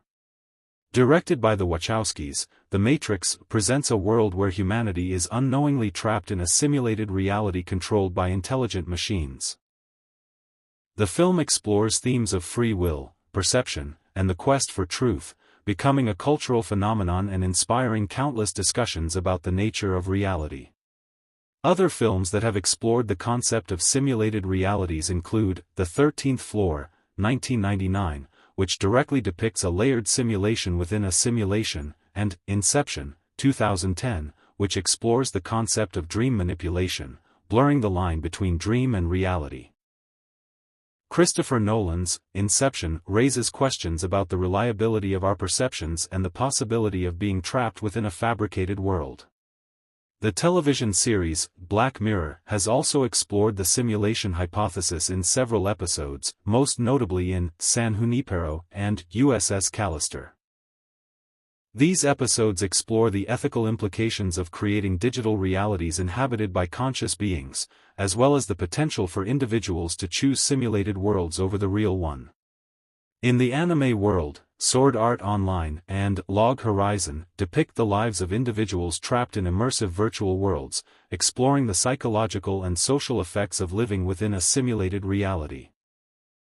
These stories have resonated with audiences in the age of online gaming and virtual reality technology, making the simulation hypothesis a familiar concept to millions.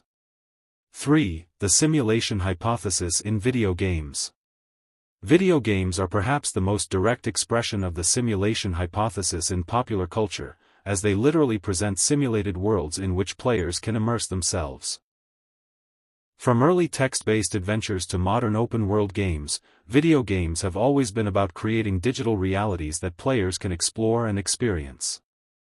Modern video games, such as The Sims, Minecraft, and No Man's Sky, allow players to create, modify, and explore complex digital worlds.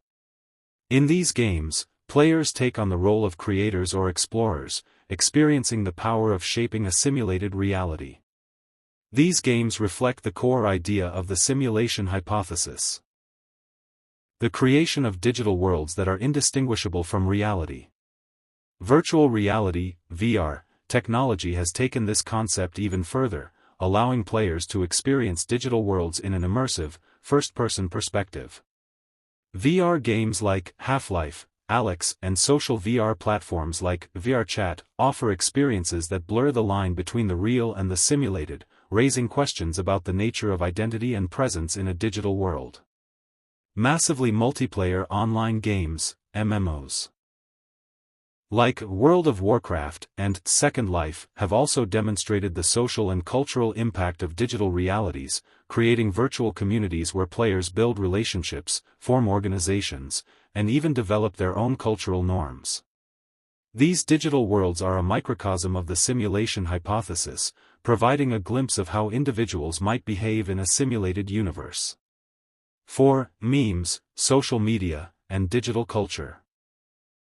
In the age of social media, the simulation hypothesis has also become a popular subject of memes and online discussions. Platforms like Reddit, Twitter, and TikTok are filled with humorous and thought-provoking posts that explore the idea that our world might be a simulation. These memes often reflect a sense of existential humor, with users joking about glitches in the matrix or questioning the realism of everyday events.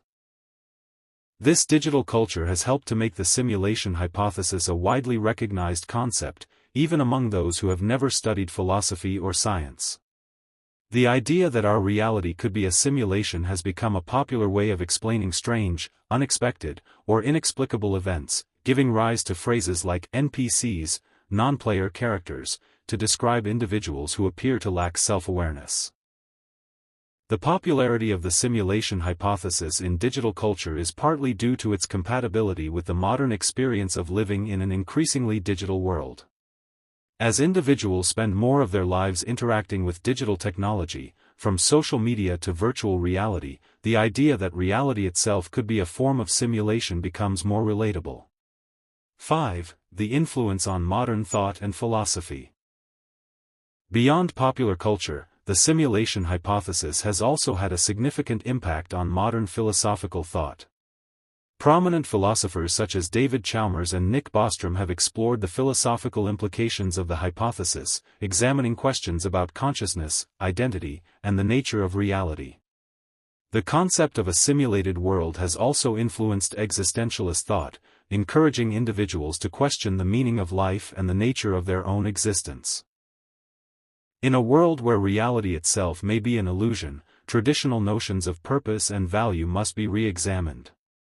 For many, the simulation hypothesis has become a modern form of existential questioning, prompting individuals to ask, if our world is a simulation, how should we live?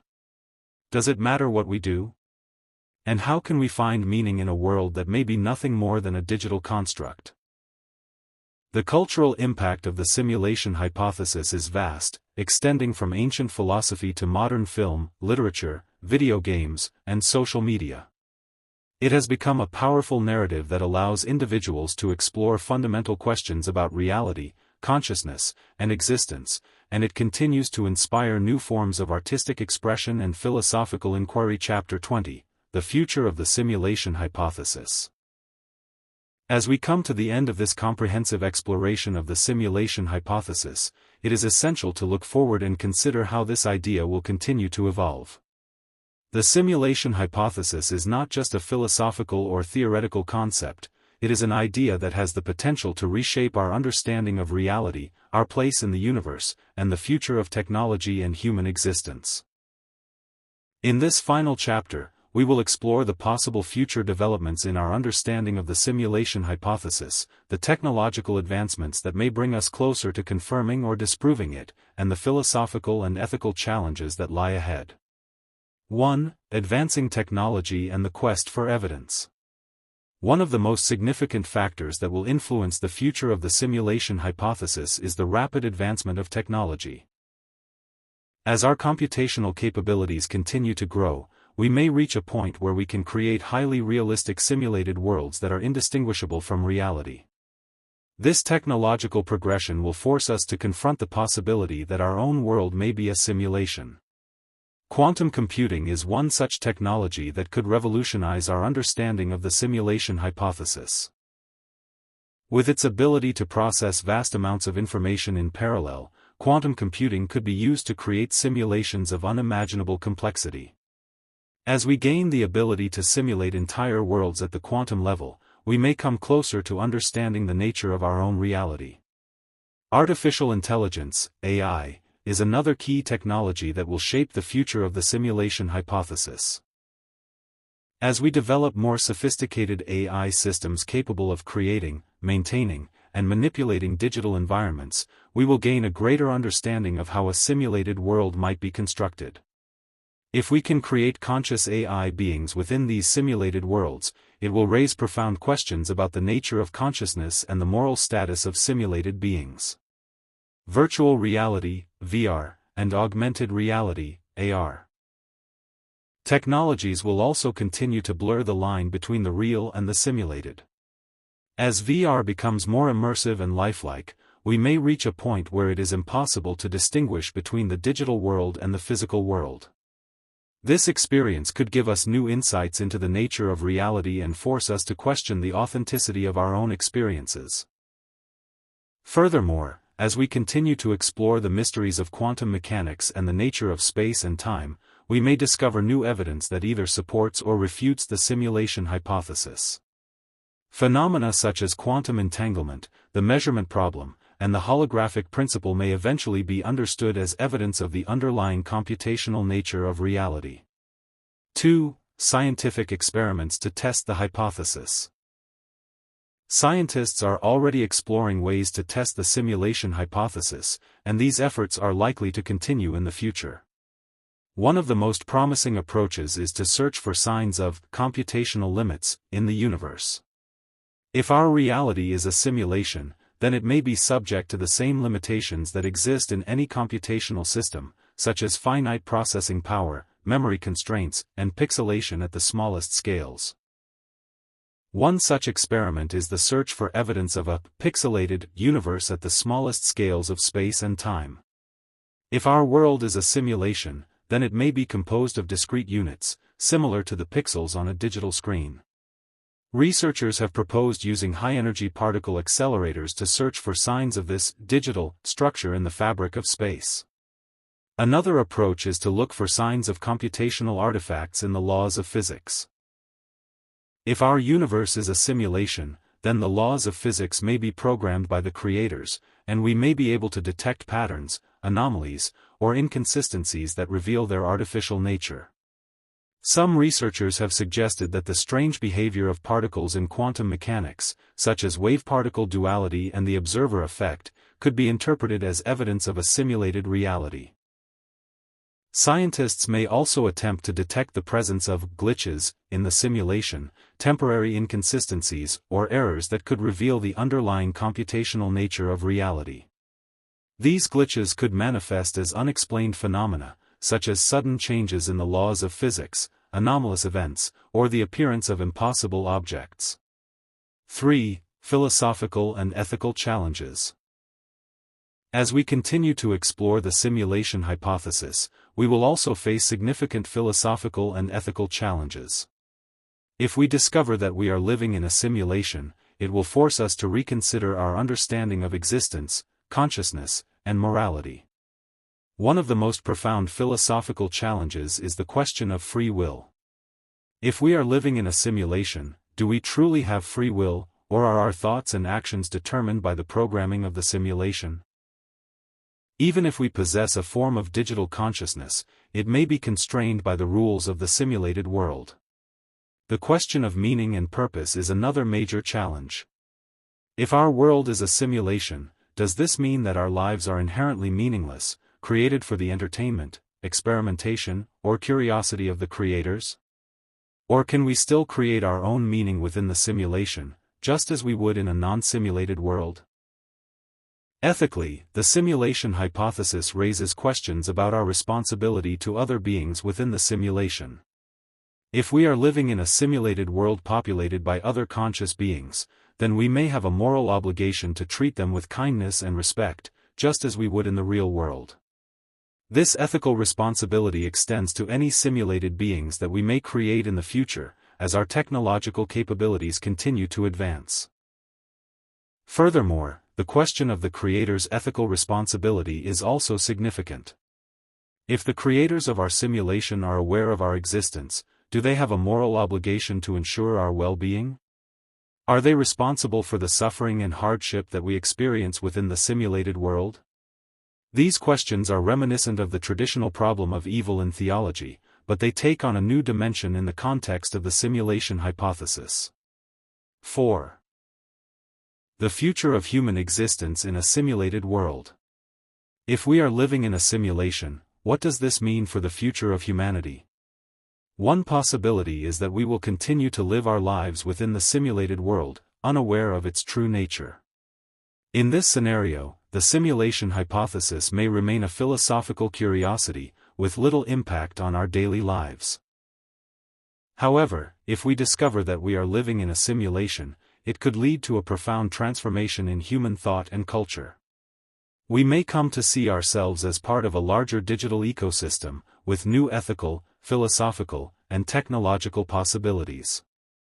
Some individuals may seek to communicate with the creators of the simulation, while others may attempt to escape the simulation or to create their own simulated worlds. The discovery of a simulated reality could also lead to a new form of spiritual awakening, as individuals grapple with the question of their own existence and the nature of consciousness. In this sense, the simulation hypothesis could become a new form of existential philosophy, encouraging individuals to seek meaning and purpose in a world that may be nothing more than a digital construct. Finally, the simulation hypothesis may lead humanity to embrace the creation of our own simulations, exploring the possibilities of digital worlds populated by conscious beings. As we continue to develop advanced computing and artificial intelligence, we may one day become the creators of simulated universes, facing the same ethical and philosophical questions that we now attribute to our own hypothetical creators. Final conclusion. The simulation hypothesis is a concept that challenges our most fundamental assumptions about reality, consciousness, and existence. It is a theory that has the potential to transform our understanding of the universe, forcing us to confront profound philosophical, scientific, and ethical questions. But whether or not we are living in a simulation, the exploration of this hypothesis is valuable in itself. It encourages us to think deeply about the nature of reality, to question our own perceptions, and to explore the possibilities of human knowledge and experience. In a world where the boundaries between the real and the simulated are becoming increasingly blurred, the simulation hypothesis is a lens through which we can better understand ourselves and the world around us.